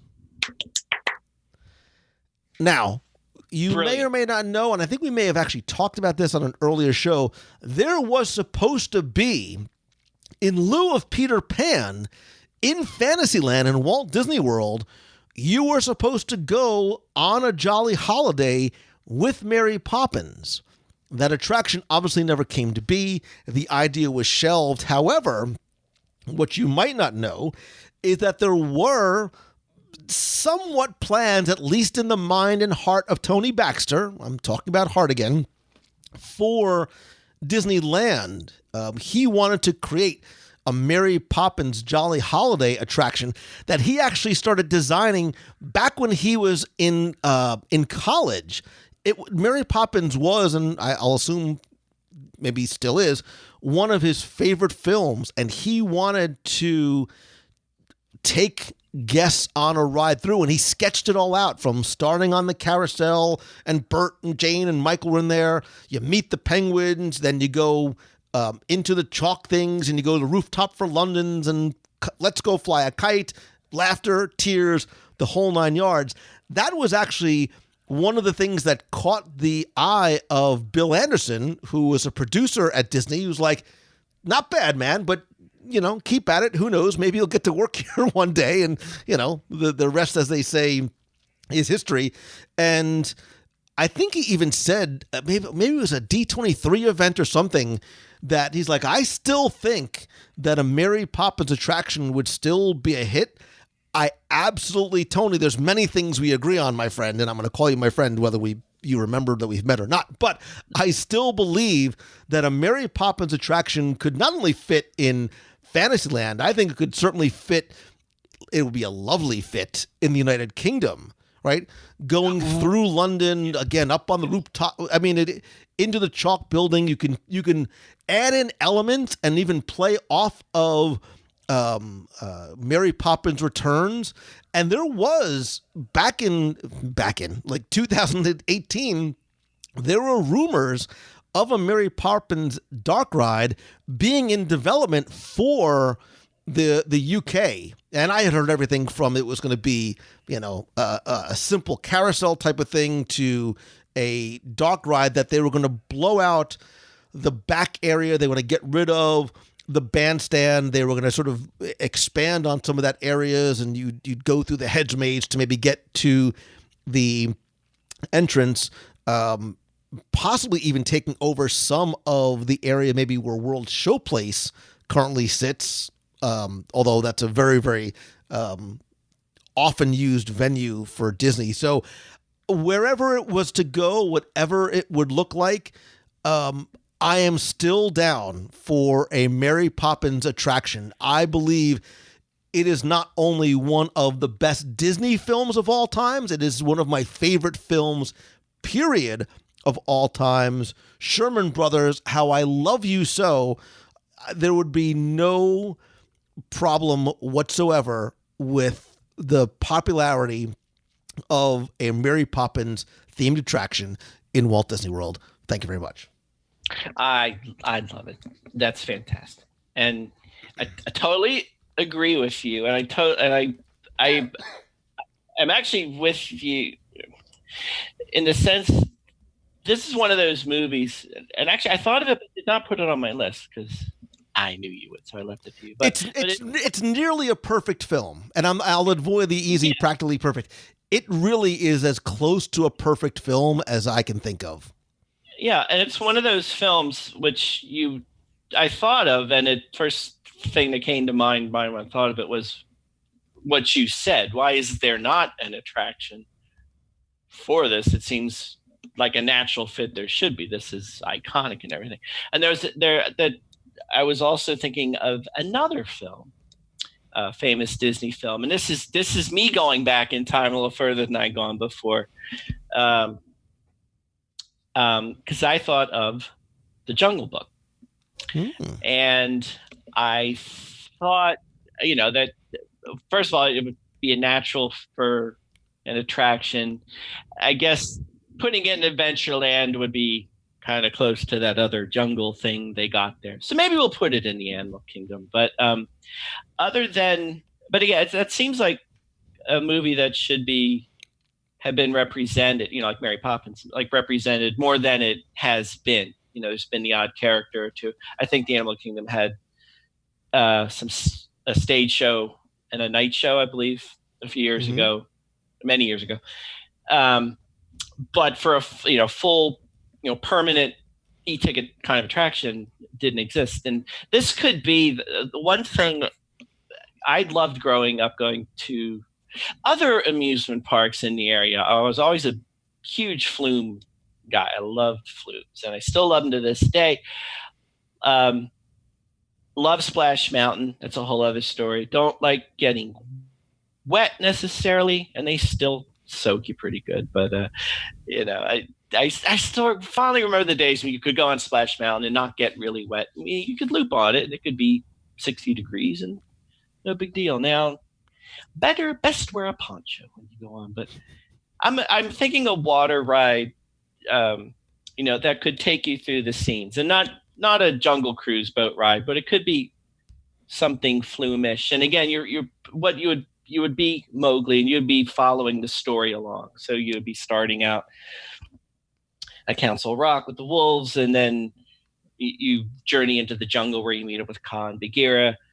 You run into the elephants, and you go to the orangutan village and all of that. And then you have maybe you're, it's like Splash Mountain, you're doing the climb up, and then you cascade into as Shere Khan is coming at you, and the vultures, and you happily land at the man village, and the girl standing there, and Bagheera and Baloo are standing waving at you and all that kind of thing. But however you do it, though, I think it's one of those. I think it's an attraction that could, connects with a classic film that pretty much everybody knows, and the merchandising, the merchandising, but the animatronic possibility of the characters that we already know would be pretty cool. And as I'm thinking about the challenge, if I were an Imagineer and I were tasked to do this ride, would be, don't make it like Splash Mountain and the Jungle Cruise. And I admit that could be a little challenging, maybe, but I think the story and the movie has been timeless and is classic enough that it might deserve a little attention, and maybe something could be done with it. But I think it could find a home certainly in a number of places. Definitely, Animal Kingdom or Adventureland or wherever. So this was not on my list, but I'm with you, Timmy Foster, and I'm with you for a number of reasons. First of all, let's go back. Original Jungle Book, 1967. Oh, words and music by Richard and Robert M. Sherman. Surprise, surprise, right? Yep. Like the film and the story, right? The Rudyard Kipling story continues to, it's like the phoenix. It rises up over and over again, right? So originally this was released in 1967. There's a live action adaptation in 1994. They have a sequel in 2003. Then in 2016, as part of this new live action remake renaissance that started or came about around 2016, Jon Favreau, top 100 reasons why I love Jon Favreau. Who's the wild man now? I love him in Rudy. I cry every time. I really liked the Jungle Book live action adaptation. So the story, the characters continue to have legs. They certainly have heart, but I'm going to combine a few of my favorite things all into one, and I'm going to and I'm thinking out loud. So if this sounds stupid, bear with me, because clearly I'm hungry. Was this a new one, or can I finish? This is still. I'm still on Jungle Book. I'm with you on Jungle Book. Well, because I had one more thought, but I don't want you to go on your 100. But I have to wait. If I don't get this out of my head, I'm going to forget it because I'm old and hungry. Where does Jungle Book take place? In India. Finally bring an India pavilion to Epcot. Think of all the food is so good. But you can have this jungle adventure attraction with all of these characters, with all this great music. There you go. I lost my train of thought, but that's where I was going. India, Epcot, restaurant, Jungle Book. Yahtzee.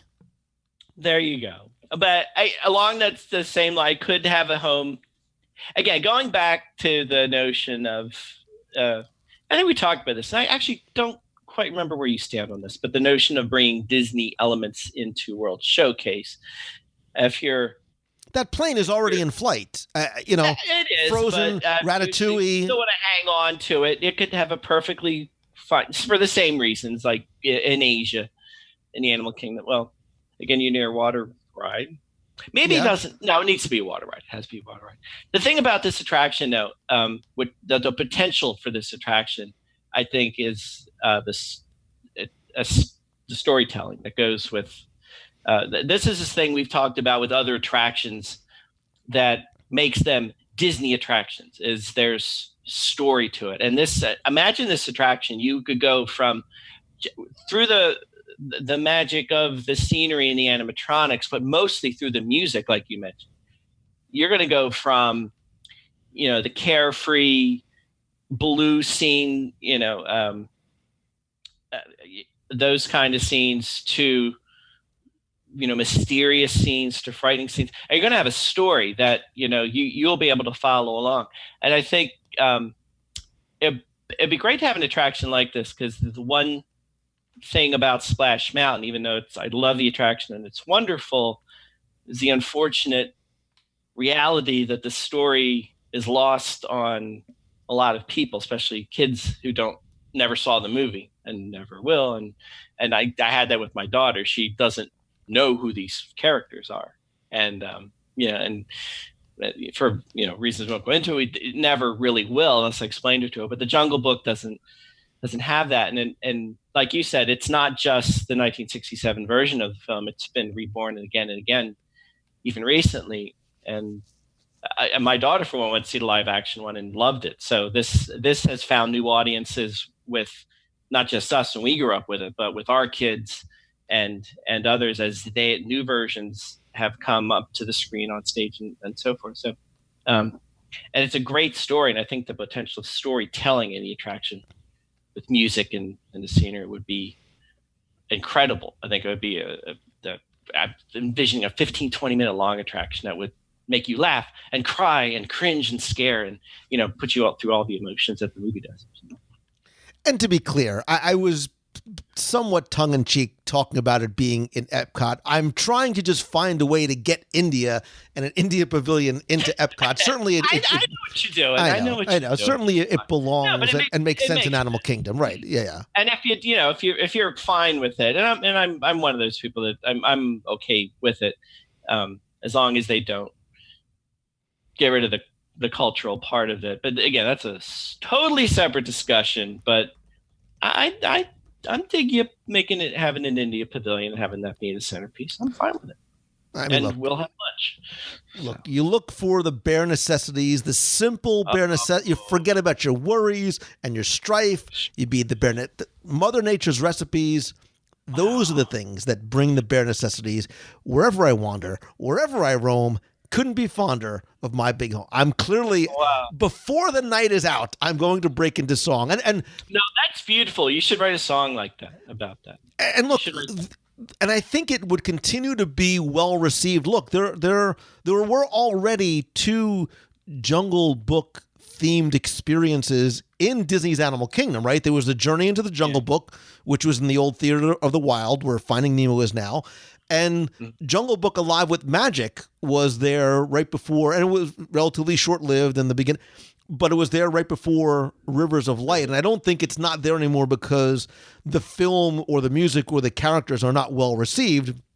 I think there was a number of different reasons why both of those were replaced with something more contemporary. But I still believe the story holds up well, the characters hold up well, and the music is time. And if you have not seen the original animated Jungle Book in a long time, I implore you to go back, because it is far and away some of Disney's best animation, some of the best casting, I think, in terms of voice actors, and it's actually a beautiful movie to watch and to listen to. and I know I wave the Sherman Brothers flag very, very, very hard. Here, I got to throw in a gratuitous go with me here on this. This is it. So I'm following with you. What if you put said India Pavilion between France and the United Kingdom, out of the way of the boats and the Skyliner? Somehow you can do it. So you start in India, right? But you end with the mop top vultures Beatles scene, and you're in the United Kingdom. Crickets. You-hoo-hoo. I want to be like you, hoo-hoo. Right. Walk like you, talk like you. Sorry. I don't know why I'm in such a musical. You actually have to sing one of these at some point. Nah, trust me. Don't be afraid. Of all the things that people don't want to hear, they don't want to hear. They do not want to hear. We want it. So, Timmy Foster, I'm going to tell you that my next attraction is a treasure. Ooh. It is based on a treasure. It's not Treasure Island. It's not Treasure of Matacumbe. It's not DuckTales the movie Treasure of the Lost Lamp. Good, because that's next on my list. Or, as much as I would love a Muppet Treasure Island, it's not even Muppet Treasure Island or Nicolas Cage's National Treasure or National Treasure 2. Yeah. It's Treasure Planet. Yes. So I'm going back to 2002 because now I realize just how old 2002 really is. And there seems to be a consistency with some of the films that I'm picking. This is another one that was an adaptation of an old novel, Treasure Island, by Robert Louis Stevenson. The dynamic duo, the superhero pair of writers and producers, directors, Ron Clements and John Musker, who, they did things like Little Mermaid, release Treasure Planet in 2002. This is another one that I think is very much overlooked. It's a beautiful film, features some great voiceover work. So Joseph Gordon-Levitt, Brian Murray, David Hyde Pierce, Martin Short as Ben. Like the merchandise that they should have made for Ben the Robot. But there's a lot of... So this is a film where they took the old Treasure Island, they modernized it, they futurized it, and, Jim Hawkins... So the characters are sort of the same, but instead of, being on, pirates and islands, it takes place in space, and there's solar cruising and sky surfing and rocket-powered sailboards. Maybe that's what the ride vehicle system or feeling would sort of emulate, this idea of sort of being on your own rocket-powered sailboard, because when I watched the film with my kids and when I was younger, that's sort of what I imagine. But this has the potential, like the story did, of being on adventures and, fighting the bad guys and having that, your little Ben robot companion. There's the stories of family and friendship and betrayal and all these different things that sort of make such a great film. Look, you're basing it on one of, the timeless classic of American literature. So the story continues to hold up, but it's fun and funny. Martin Short as that sort of, Ben the mindless robot was wonderful. So, did Treasure Planet necessarily do as well as the box office as it could have or should have? Maybe not, but it was nominated for best. This is back in 2002 for best animated feature. So I was not the only one who dug it. And oh, by the way, the score was by James Newton Howard. Oh, who also did. Oh, you're punting that to me. He's done everything from Pinocchio. No. So he did Atlantis, he did Dinosaur, he did some of the Batman films, Hunger Games, Pretty Woman, The Fugitive. Oh. Oh wait, that's not Disney. I love M. Night Shyamalan films. He scored a lot of his films as well. Yeah. Cool. You've never seen Treasure Planet, have you? No. No, I did a long time ago. Don't remember it. It is that it didn't do. I mean, honestly, it did not do well in the States when it was released. Well, it is interesting because we brought up mostly you, but I brought up. Thank you. Some films that I've not. I don't want to say didn't do well, but if you're listing, Disney classic films of all times, some of these weren't ones that were cracking the top 10 or 20 necessarily. So,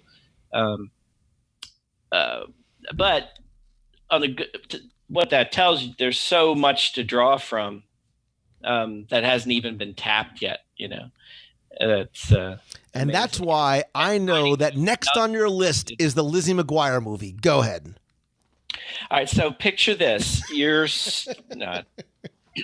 Well, I've mine kind of whittled down to honorable mentions. So if you want me to rattle my few off, then you can do your 72 or whatever you have.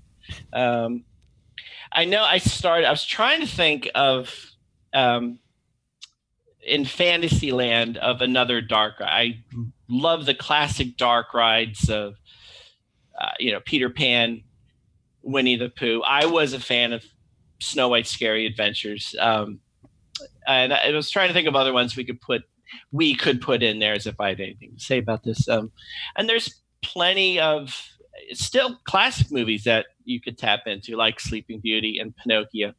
Again, I know there's hopefully it's still there because I wrote on it, Pinocchio and Disneyland. But as far as attractions for those films, and maybe some other ones from that era within Walt Disney World, there's still plenty of ones like that. But even jumping forward to today, I thought, not sure where you'd put it. I'm thinking of Inside Out. Mm-hmm. And I was thinking that could be something, perhaps Figment could help us navigate our way through. And I'm thinking not replacing Imagination, or maybe we're redoing the Imagination Pavilion, but it could be, that type of ride, but going through the emotions of joy, sadness, anger, fear, disgust somehow. And, the skunk smell's already there, so we might as well use it. But you could end it with the final room, Imagination, much like the pavilion does now. But I'm even thinking back to, the White Room in the original, one of the earlier incarnations of Journey into Imagination. So that could be interesting and fun. It could even be not within the pavilion, but maybe next to it, the ever revolving what's in the building next to it, whether it's Captain EO or the Pixar shorts or Honey, I Shrunk the Audience. Maybe it could be that. So that was one thing. Wait, don't move on yet, because Inside Out was absolutely on my list. It was low down, all right, because I think this is an easy one. Like, this is easy for so many reasons, and I am not convinced, Timmy Foster, that this is not going to happen, because, and I think that there's elements of attractions that we've seen in the past that you can bring into this one, as well as leverage some other things. So look, Inside Out director Pete Docter worked on Cranium Command, not a coincidence, which was in the old Rest in Peace Wonders of Life Pavilion. You can have an attraction like that, integrating those elements of the different emotions inside somebody's mind. But please tell me that it does not lend itself, and this is the easiest one. It's Bing Bong's emotional roller coaster that takes you in, and you see what I did there? The emotional roller coaster. It in and around and outside the Journey into Imagination pyramid. You can randomize sequences like Star Tours of different emotions and go and you as the protagonist of the story going through different scenarios where different emotions take over, and you go through emotional roller coasters as you go through typical day in, little Timmy's life. And I think Bing Bong is like Figment and Bing Bong are like cousins. They're somehow, think of the merchandise, Timmy Foster. I would buy Bing Bong merchandise and candy all day long. There you go. I think we're going to see. I love it. I think we're going to see an Inside Out attraction one day. That would be very cool. I was thinking, polish off my list. I was thinking, I thought of Up, and I was minus the first part of it, which the first part of Up is one of the greatest pieces of film ever. Yep. But whether it's conducive to a magical day in the parks, not so sure. But you could do definitely a Soarin' type of thing where you're carried aloft by the thousands of balloons and you're soaring over, the waterfalls and continents and all that kind of stuff and cliffs, and that could be cool. And then I think the only other one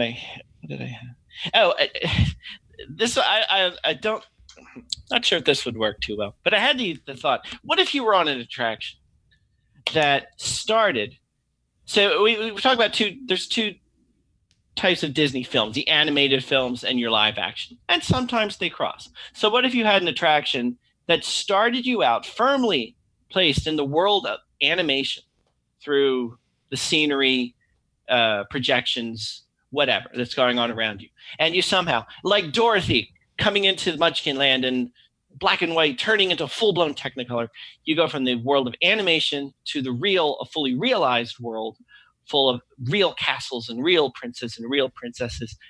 And you could do that maybe with Enchanted. Oh, I like that a lot. Now, you might have an Amy Adams problem having to pay her money, but I'd pay her. I would put the bill. You might have an Amy Adams problem. But you could... But you could follow, you could follow along like they did in the film. Start in a world of animation and go, and it magically everything turns not maybe unlike the projection shows adorning Cinderella Castle in Chinese theater nowadays, where this very real life building structure magically turns into this animated magical piece of art right in front of your eyes. You could do the same thing backwards. Like you have all these animated structures, images around you, and they lift away, and all of a sudden you're in a real world. So that could be pretty cool. I like. Before you move on, I love Enchanted. I'm moving on because that's the last one on my list. I love. Now, I don't have an Amy Adams problem, but no, I don't. You know what I mean, because you might have a Julie Andrews problem, or an Alan Menken problem, or a Barry Sonnenfeld problem, but I do not have a problem with Enchanted. How does she know that you love her? How does she know you're yours? Listen, don't get me started.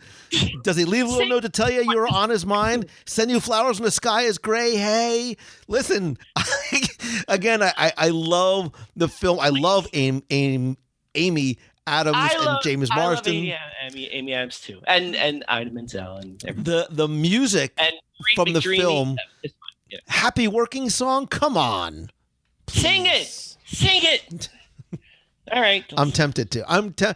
Before the night is out, I have a listen, and the I'm night's almost out. Louis. I know. I'm a huge Menken fan, so yeah. There's a lot of, and look, it's when you start describing it, it's sort of a reverse Mary Poppins, right? You go from animated to live action instead of live action to animated. I was actually surprised we didn't see more Enchanted in the parks when the film came out in 2007, because it did very well. And I think the film, what I liked about it was that it not only in a way paid tribute to the Disney princess features films, but it was sort of a almost somewhat self-deprecating like parody of those films, and it blended it so well. The animation sort of harkened back to that original hand-drawn animation with the touches of the CGI stuff. The music was great. Steven Schwartz's lyrics were phenomenal. It was fun. It was funny. My kids loved that film. I gotta watch that one. So I'm down. I'm totally down with an Enchanted.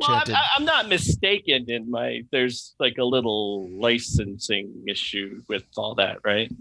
As in, why is Giselle not a princess and so forth? But the question I have is, how does she know that you really, really, really, truly love her? It's sorry.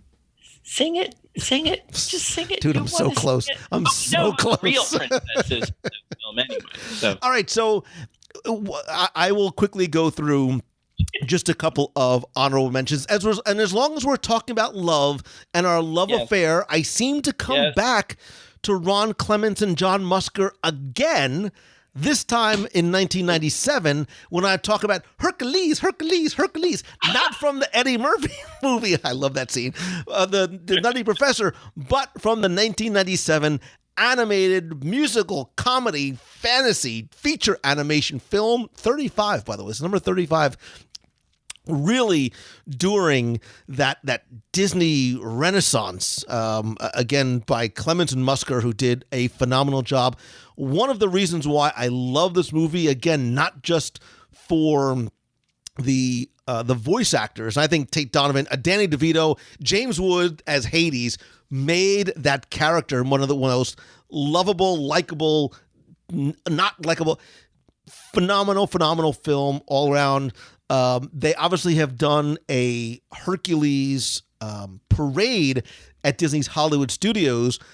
I think that even though this film is 20 years old, could still lend itself to a spectacular Broadway-type stage show. We've seen elements of that on Disney Cruise Line, which still plays to packed houses, because I love the Disney Cruise Line shows as well. Yeah, so Hercules is up. I won't go too long on my love of Hercules, but I dig Hercules a lot. So that's my first honorable mention. I would have said Tron, but we're getting Tron. However, I still would love to see an End of Line Club in Tomorrowland somewhere. Timmy Foster, I go ahead. No, I was saying what? So one of the films, it's a guilty pleasure of mine. I haven't seen it in a long time, but I love 1979's The Black Hole. You know, it's dark and there's a lot going on, in there, but I love Vincent and Bob. Roddy McDowell and Slim Pickens are the voices, but you got Ernest Borgnine, who I love, Anthony Perkins, Yvette Mimieux, Maximilian Schell, like these were some of the great actors of the 60s and the 70s. I don't know what the attraction would look like. Maybe you could do a black hole shooting gallery, like when they used to go in that one scene when Vincent and Bob were at sort of the target practice range with some of the I don't want to spoil it, but some of the robots on the Cygnus. I don't think you're going to ruin anybody. No, isn't. So, but yeah. Wait, I forgot one honorable mention for you. Since you brought up the black hole, and I had a weird feeling you were going to bring that up. I don't know why, but I promised I would do this. A friend of my daughter's has been championing the cause for an attraction for Brother Bear. And I promised him I would mention it, and that there should be a Brother Bear attraction at the front and center, Nate, replacing Cinderella Castle. It's that important of a film in the Disney. We talking about the same 2003 Brother Bear? The one and the same, my friend. A classic film, tragically overlooked over time, but nonetheless one that has held up over time. Really? Has only grown, and the attraction. Grown is maybe the sound that some people are making. No, don't mock at this point. Just listen. Look, it was nominated for Best Animated Feature, so it absolutely would, and it should be nominated for Best Animated Feature of all time, and wow, it should be iconic. And to my friend Nick, that's his name. I tried. That's the best I could do, and it even felt insincere coming out of my mouth. I'm sorry. Now, I made my case though. Okay, and I'm not demeaning. And I'm not trying to bash Brother Bear. He really, it's funny. He really has been. I did text him. I was doing the show today, and he's sending me all this research he did. He's on like YouTube videos and all this stuff about why there should be a Brother Bear attraction. But that goes to my point, Tim, that every movie is somebody's favorite. Every attraction is somebody's favorite. Brother Bear was not. Look, Brother Bear was one of those ones that I think on paper had all of the requisite elements. It had heart. It had great voice actors. It had Phil Collins. But name me 2 songs from the Brother Bear soundtrack, and you probably can't do it. Well, there you go. On My Way is probably the only one that I could think of. So I don't know that I would replace Cinderella Castle with Brother Bear. Just think about it. All right, I thought about it. So wait, here's a trivia question for you. What is the? Let me get Google ready. Okay, go ahead. No. What is the distinction or the honor or whatever you want to call it that Black Hole has in Disney history? It's the first film that had computer-generated graphics. Dude, you were so close until you said computer-generated graphics. It was computer-generated imagery. The first PG film. The first PG film. Yep. Really? Yeah, and it's interesting. I mean, it's interesting what some of. I mean, no, the Black Cauldron was the first one that had the first computer-generated image. Yeah, the reason for the this too had all the elements of a Disney film. There was, death and loss and things like that. But there was watch The Black Hole and pay close attention to the last 5 to 7 minutes. It's a really, really interesting thing. But I love Vincent, which stands for what? What does Vincent stand for? And I'll buy you dinner at the Boathouse again. Very intelligent, but not close. Vital information necessary, centralized. Yeah, Vincent. Sure. What was the name of the ship? The Palomino. All right. Anyway, very quickly, last couple of ones that I think deserve. I'm going to say Princess and the Frog, however, not as a ride or as a show, but as a restaurant. If you've been to Tiana's Place on the Disney Wonder, that's what brought this about. Food is an attraction for me. I think it qualifies. I'm moving. But think about, the Bayou and Voodoo and New Orleans and a live jazz band and the food and Yahtzee. As much as I would love a Muppet Christmas Carol attraction, I don't think they would last all year long. Very quickly, last 2. What about something like I hadn't been on Test Track in a long, long time. I was with my family, and my son really wanted to ride Test Track, and I had forgotten how much fun it was to design your own car and things like that. And we had actually talked about this. What if you sort of re-themed Test Track to Wreck-It Ralph? And you designed your own car for a Sugar Rush race. Right? How much fun would that be? And the last one, which I think would do, and now I'm thinking in terms of... I want a Sugar Rush attract. Hey, wow. Wow. Right? Again, throwaway idea. Spinning. No, I'm doing this song like... Get everybody racing car. Sugar Rush. There, I said, oh my gosh, that'd be so. Yes. And again, King Candy is voiced by the guy Alan Tudyk from Firefly. From Firefly. I love Alan Tudyk. King Candy. That's the only Firefly attraction. The last honorable mention I'm going to give you is one that I think, by popular demand, would kill and could be beautiful with what they could do with the water effects. Tell me a Moana boat ride with that music and the visuals and that atmosphere would not kill. Yes. Yes. Yes. So, and again, it's the thing about Moana 2 is that it's very current, so it would very much be an attractor for guests too. And anything with, almost anything with The Rock, 20%, at least 10% of anything with The Rock in it is good. So, but I love the music from Moana. I love 95% of the music except for just one song. So, which song is that? Take a guess. Can you sing a few bars for me? I can, but I am not going to. You're going to weasel out of this show without singing, though you've been promising for an hour and a half. Yeah, nobody wants. But they do. People, I think how far I implore you. I know Lou's going to ask you to comment below and call his number and all that stuff. Please ask him to sing for you. I cry at how far I'll go. I do. I love that song. Are you doing a bit? You're doing a bit. No, I'm serious. It's not a bit. It's true. Listen, I am man enough to say that I am constantly on an emotional roller coaster.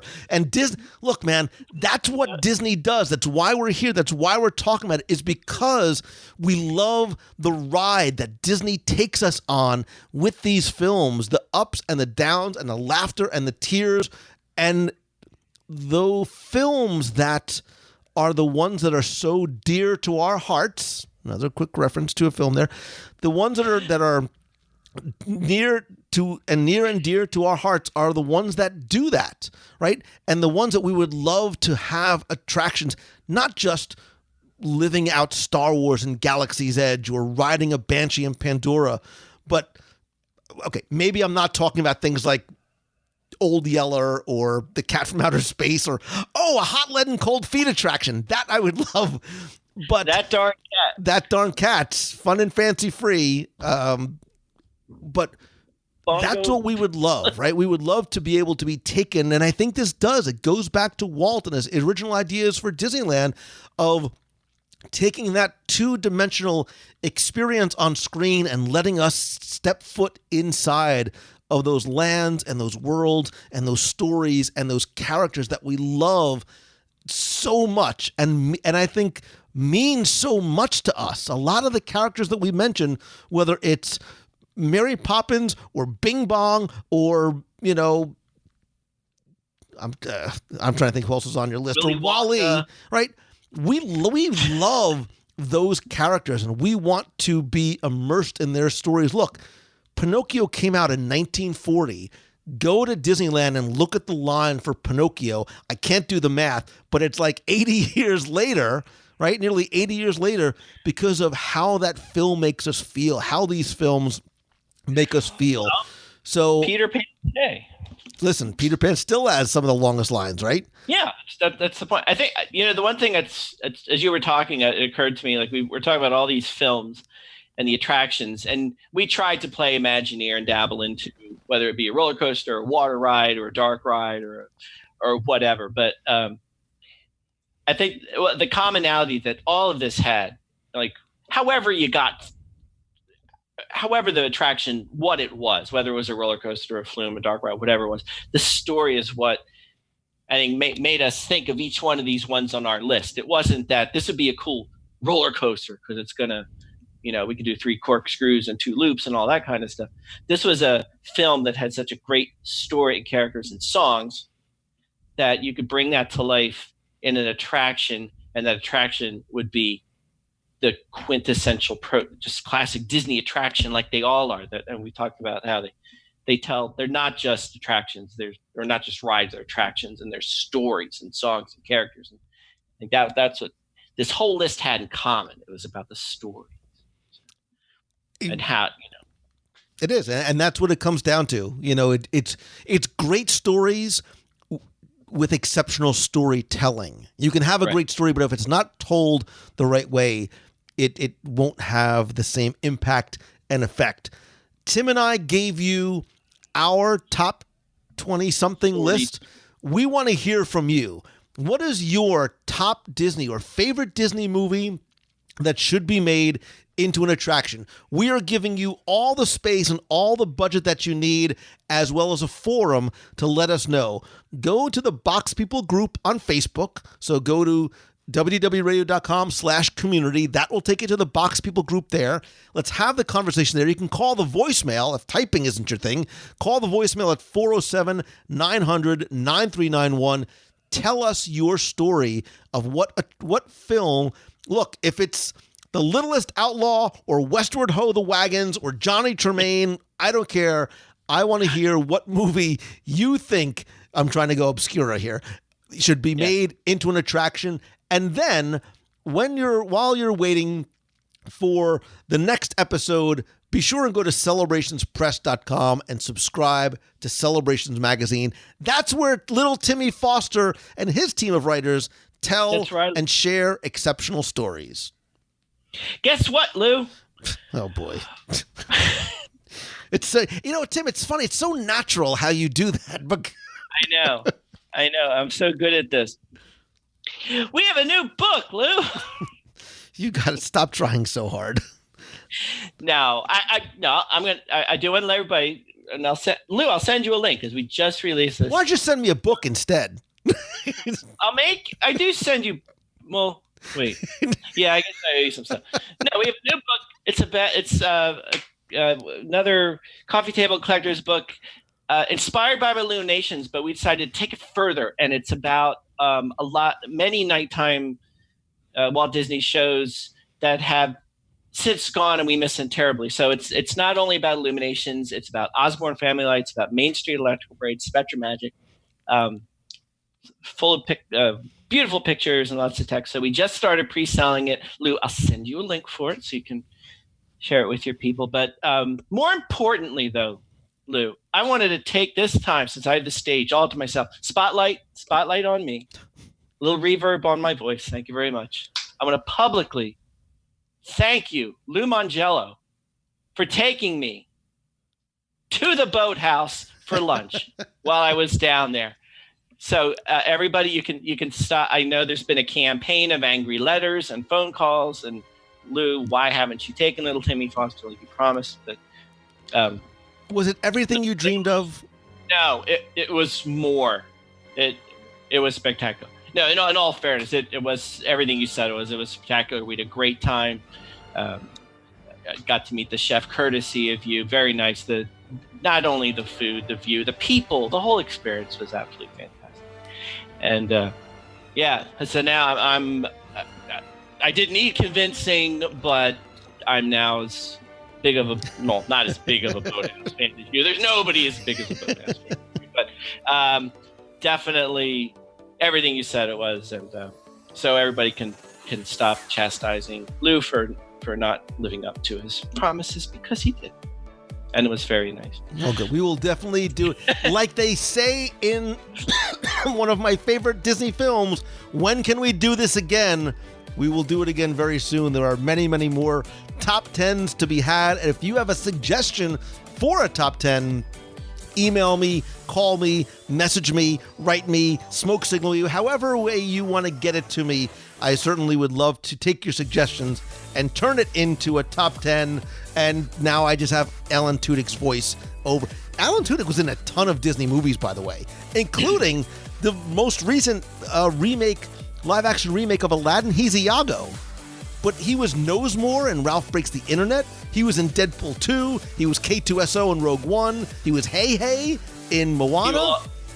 Duke Weaselton in Zootopia. Dodgeball. Alistair Cray in Big Hero 6. I clearly have. I didn't realize how much I loved Alan Tudyk. Forgetting just Firefly and King Candy. But Dodgeball, a true underdog story. That's right. Yes. That he'll forever be that should be in the movie. You want a dodgeball attraction? Is that what you want? Maybe. Hashtag bring back fire. It's been fun, but now I've got to go. Life is way too short to take it slow. But before I go and hit the road,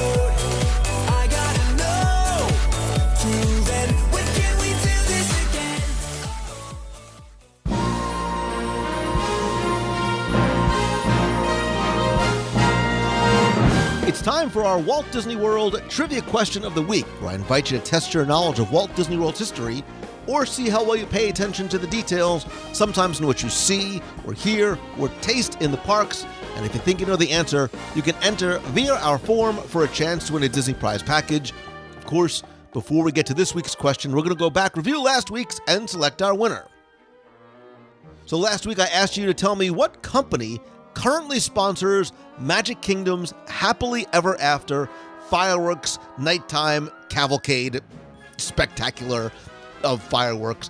And since 2017, this 18-minute grand finale to your day or night has been sponsored by Pandora, the jewelry company, not the land in Disney's Animal Kingdom.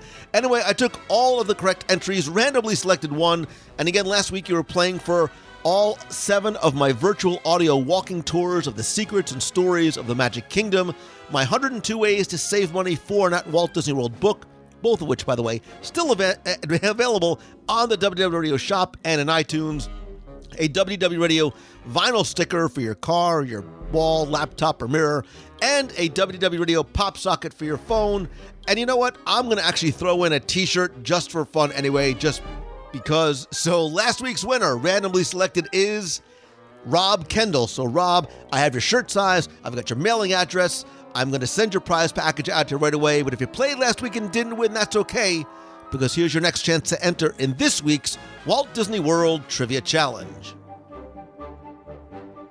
It's May here in well, it's May everywhere, but it's May here in Walt Disney World, and what that means that it's been summer for like 6 months already. So when you are out and about, you're often trying to find ways and places to keep cool. So this week, tell me, where in Walt Disney World can you find Castaway Creek? I'm not going to tell you exactly what it is, but you need to tell me where in Walt Disney World you can find it. You have until Sunday, June 2nd at 11:59 p.m. to go to WDWRadio.com, click on this week's podcast, use the form there, and again, you're going to play for all the digital products, the books, the audio tours, the vinyl sticker, the pop socket, and another WDW Radio shirt. So good luck, stay cool, and have fun.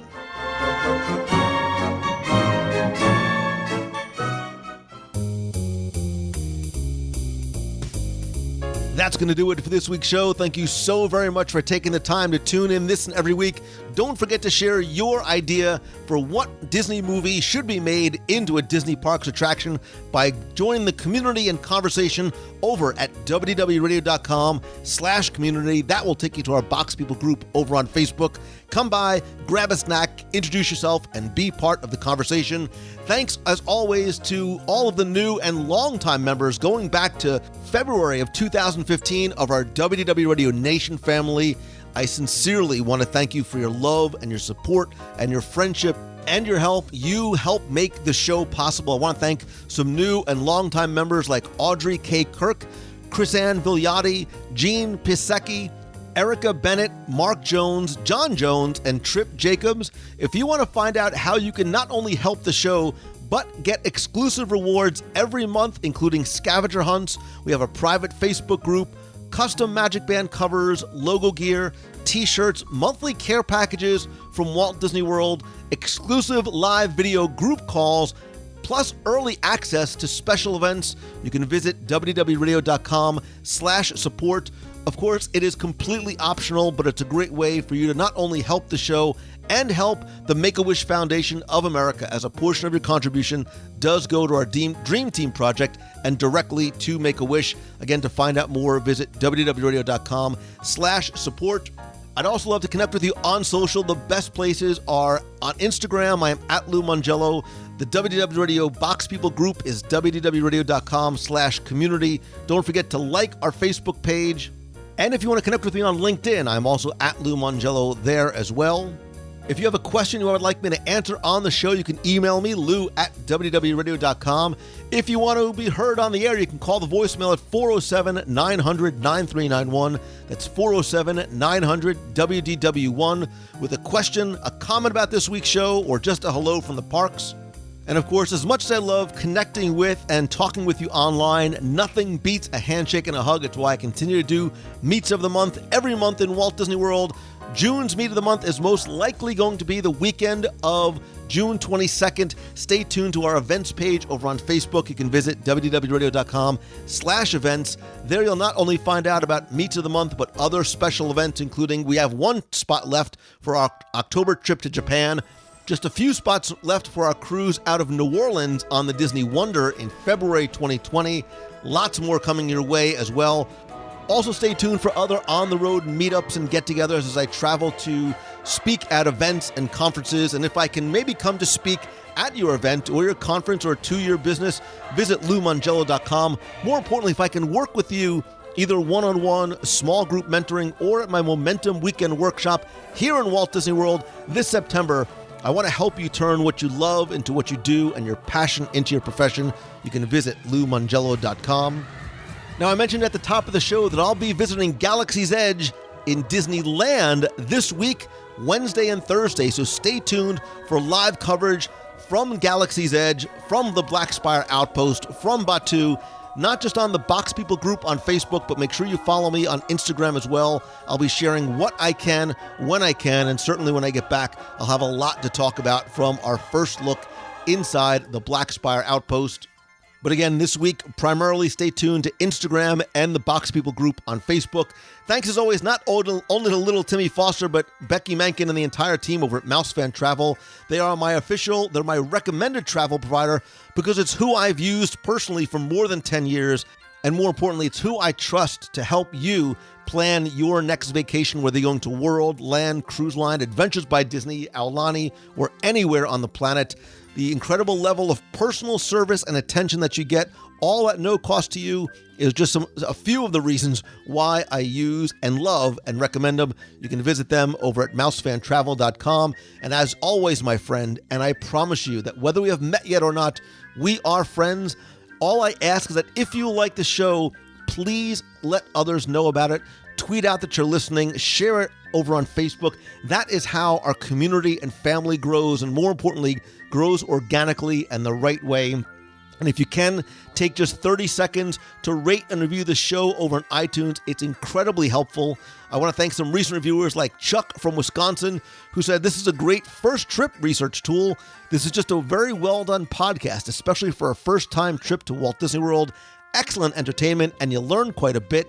If I could offer one criticism, Lou needs to stop defending Song of the South. He's gone way out of his way to defend the movie message, and that does not anything good to his podcast. You see, I don't read these before." So, Chuck, to be clear, first of all, one, thank you. Two, I'm not defending Song of the South. What I do say is that despite a lot of very inappropriate and very culturally insensitive messages and scenes, etc. in the film, there are a lot of good elements to it, from the music to the acting to some of the other underlying messages in terms of friendship and family and things like that. And it's a shame that so many people don't get to see it because so many of the elements there are ones that we'll never see again because of those insensitivities, and things are just not appropriate. They weren't appropriate then, they're not appropriate now. But unfortunately, it taints and tarnishes what, in other respects, is a wonderful, warm, heartwarming movie with some phenomenal music that at least we get to enjoy and hear in places like Splash Mountain. Big Crimson says, "Great show. It's our favorite Disney podcast." Thank you, Lou. GQBED says, "It's addictively good. WDW Radio brings the magic back from the parks and keeps it alive at home, no matter how long ago I was last in Walt Disney World. Lou's friendly and charismatic approach to each episode creates the atmosphere of sitting in my living room and talking to a good friend who is always hungry." GQ Bet, that's exactly what I want you to feel. And yes, I am always hungry. No matter how well read I am, I think on a topic, Lou always brings new information or a spin, making me eager for the next episode once the current one ends. This is definitely a can't miss podcast for the Walt Disney World lover. And KBS says, "It's great. Even after a decade, I started listening in September and working my way through all the back catalogs every single day. Wow. I love the energy and enthusiasm Lou brings to all things Disney. It makes the time between visits to the world all the more magical. I'm up to episode 105 from February 2009. Wow, I can't believe that was more than 10 years ago. and still going strong. I just want to say congrats to Lou on winning the podcast award for 7 and 8, especially finishing the 2008 Walt Disney World Half Marathon. I can't believe how long ago that was. I've recently begun training for the race myself. Congratulations. Inspired by the knowledge that if Lou can do it, then I can do it. Yes, I can. Yes, I can. KBS, GQ, Bed, Big Crimson, and Chuck from Wisconsin. Thank all of you for your kind words and for listening to the show. Again, just to search for WDW Radio in iTunes or go to wdwradio.com/iTunes to find out exactly how, when, and where to leave your own review. Finally, and most importantly, thank you from the bottom of my heart, not just for your time, which I know is your most valuable commodity, your attention, your love, your support, the gift of allowing me to share my passion for Disney with you through the podcast, on social, at Meet to the Mutt, and so many other ways. And if there's some way that I can repay that gift and to show my appreciation and to say thank you, more importantly, to help you, please let me know. And I hope that you find, more importantly, make time every single day to do something that you love. Find your purpose, pursue your passion, and I hope that you have your best week ever. Thank you again. I love and appreciate you. So until next time, see ya. Hey, Lou, this is John Vatney calling from Neenah, Wisconsin. Longtime listener. I do not recall if you have covered this little item about Disney's Magical Express or not on a podcast. Anybody who's used Magical Express knows that when you book your vacation about a month before your flight, you will receive an envelope with yellow luggage tags that go on your luggage. So when you check in at the airport, it shows up at your hotel. Now, we are a party of 4, so we'll receive 4 luggage tags. However, we are flying on Southwest Airlines, where Southwest allows 2 bags per person. This is in Disney's system, and what happens is you get your first envelope with the 4 tags in it if you're a party of 4, and then you'll receive a second envelope approximately 1 to 3 days later with 4 more tags in it. So you will have enough tags for 2 pieces of luggage per person if you need them. Don't know if you've ever covered that. You don't need to call to get the extra tickets, as they will automatically come to you. And I found it is just another one of those ways where Disney gets all the details right. Have a great day. Hey, Lou. Brian from St. Augustine. Just finishing up some great Army PT and catching up on some podcasting. But I am so pumped for Star Wars Galaxy's Edge. I was 5 years old. I am 34 now. I was 5 years old when I first saw my first Star Wars movie. It was Return of the Jedi. And to this day, it is my favorite Star Wars movie out of all of the Star Wars franchise. And I cannot wait to bring my 5-year-old to Galaxy's Edge and hold hand in hand with him. I cannot lie to you. I'm probably going to cry like a bumbling baby. And he's going to look at me like, Dad, what is going on here?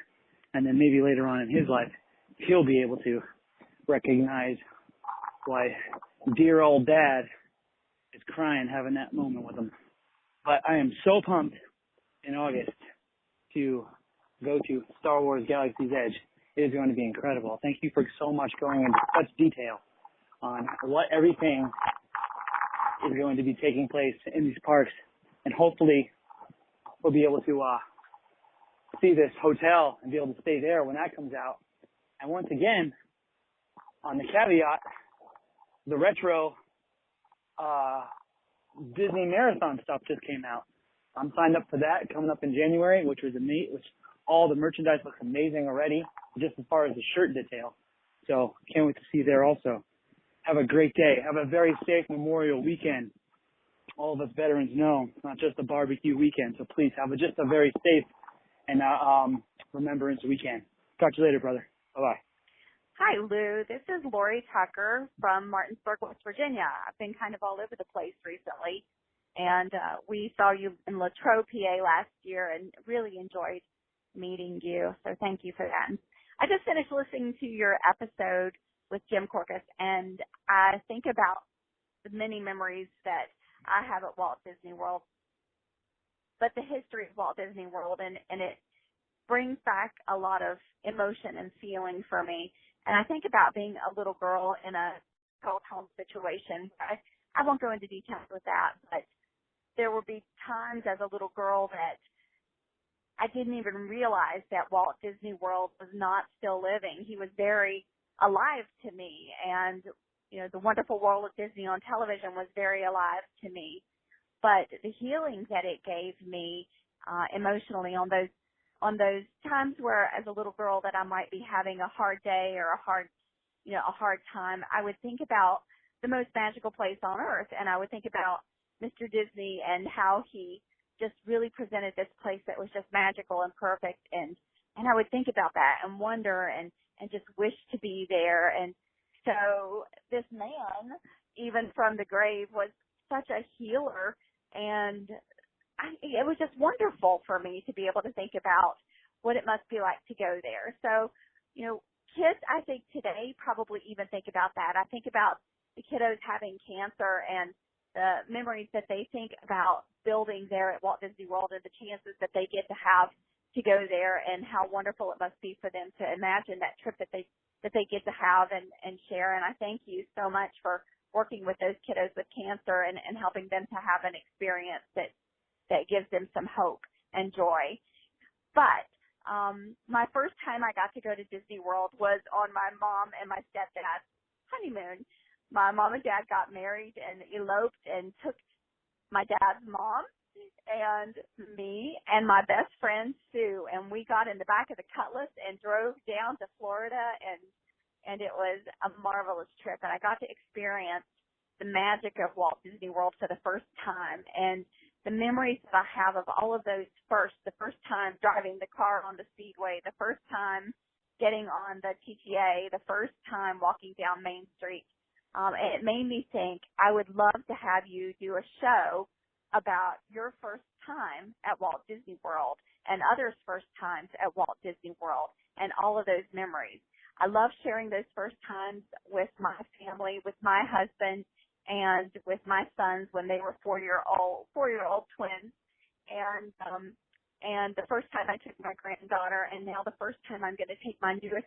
Hello, Lou Mangello. It's Gabby Naldo from Columbia, Maryland, actually calling you from World Showcase Promenade. Joe and I are here this Memorial Day weekend, and we have been eating around the Flower and Garden Festival all day, and our tummies are very full and very happy. Alrighty, talk to you later. Bye. Hey, Lou. It's Christine Morrison from Flowertown, PA. It's Friday of Memorial Day weekend, and since I've been spending so much time in the car lately, I'm really starting to catch up on these shows. So I just listened to 135, and you and Justin Matroni were talking about your ultimate Disney dream. If you could do something that's actually tangible. So I have two. I would love to be one of those people who walks around all day granting wishes and surprising people. It would be so much fun, like giving somebody fast passes or advanced seating to something, or, the ultimate, giving them a night in the castle that they didn't expect, or sending random minivans out to get people who are waiting for a bus or anything. It would be so much fun to watch everybody's responses to that. And then my second ultimate dream would be, since I work in the veterinary field, to be able to go to Animal Kingdom and be a veterinary technician there and work with the wildlife. If I could do work on the exotic cats would be awesome. I do a lot of dentistry, so to be able to clean their teeth or just do anesthesia would be a dream job. So those are my two dreams for my ultimate Disney dream. So anyway, have a great weekend. It's Memorial Day weekend, everybody, and it looks like the weather's going to be awesome. Make somebody smile today. Take care. Bye.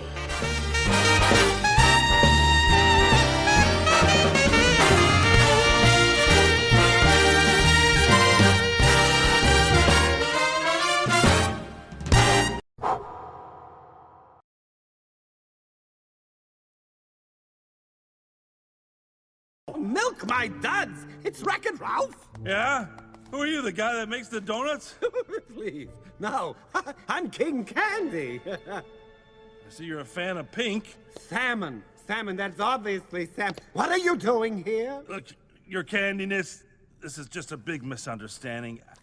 Bad guys don't win medals. Ralph, you're not going turbo, are you? What? Is that a threat I smell? You are beyond the halitosis you so obviously suffer from. Yes, you are. Winchell, Duncan, get him out of that cupcake and on the first train back home. And if I ever see you here again, Wreck-It Ralph, I'll lock you in my fungeon. Fungeon? Fun dungeon. You know, it's a play on words. It's a fun... Never mind. Now, I've got a glitch to deal with thanks to you. Goodbye, Wreck-It Ralph. It hasn't been a pleasure.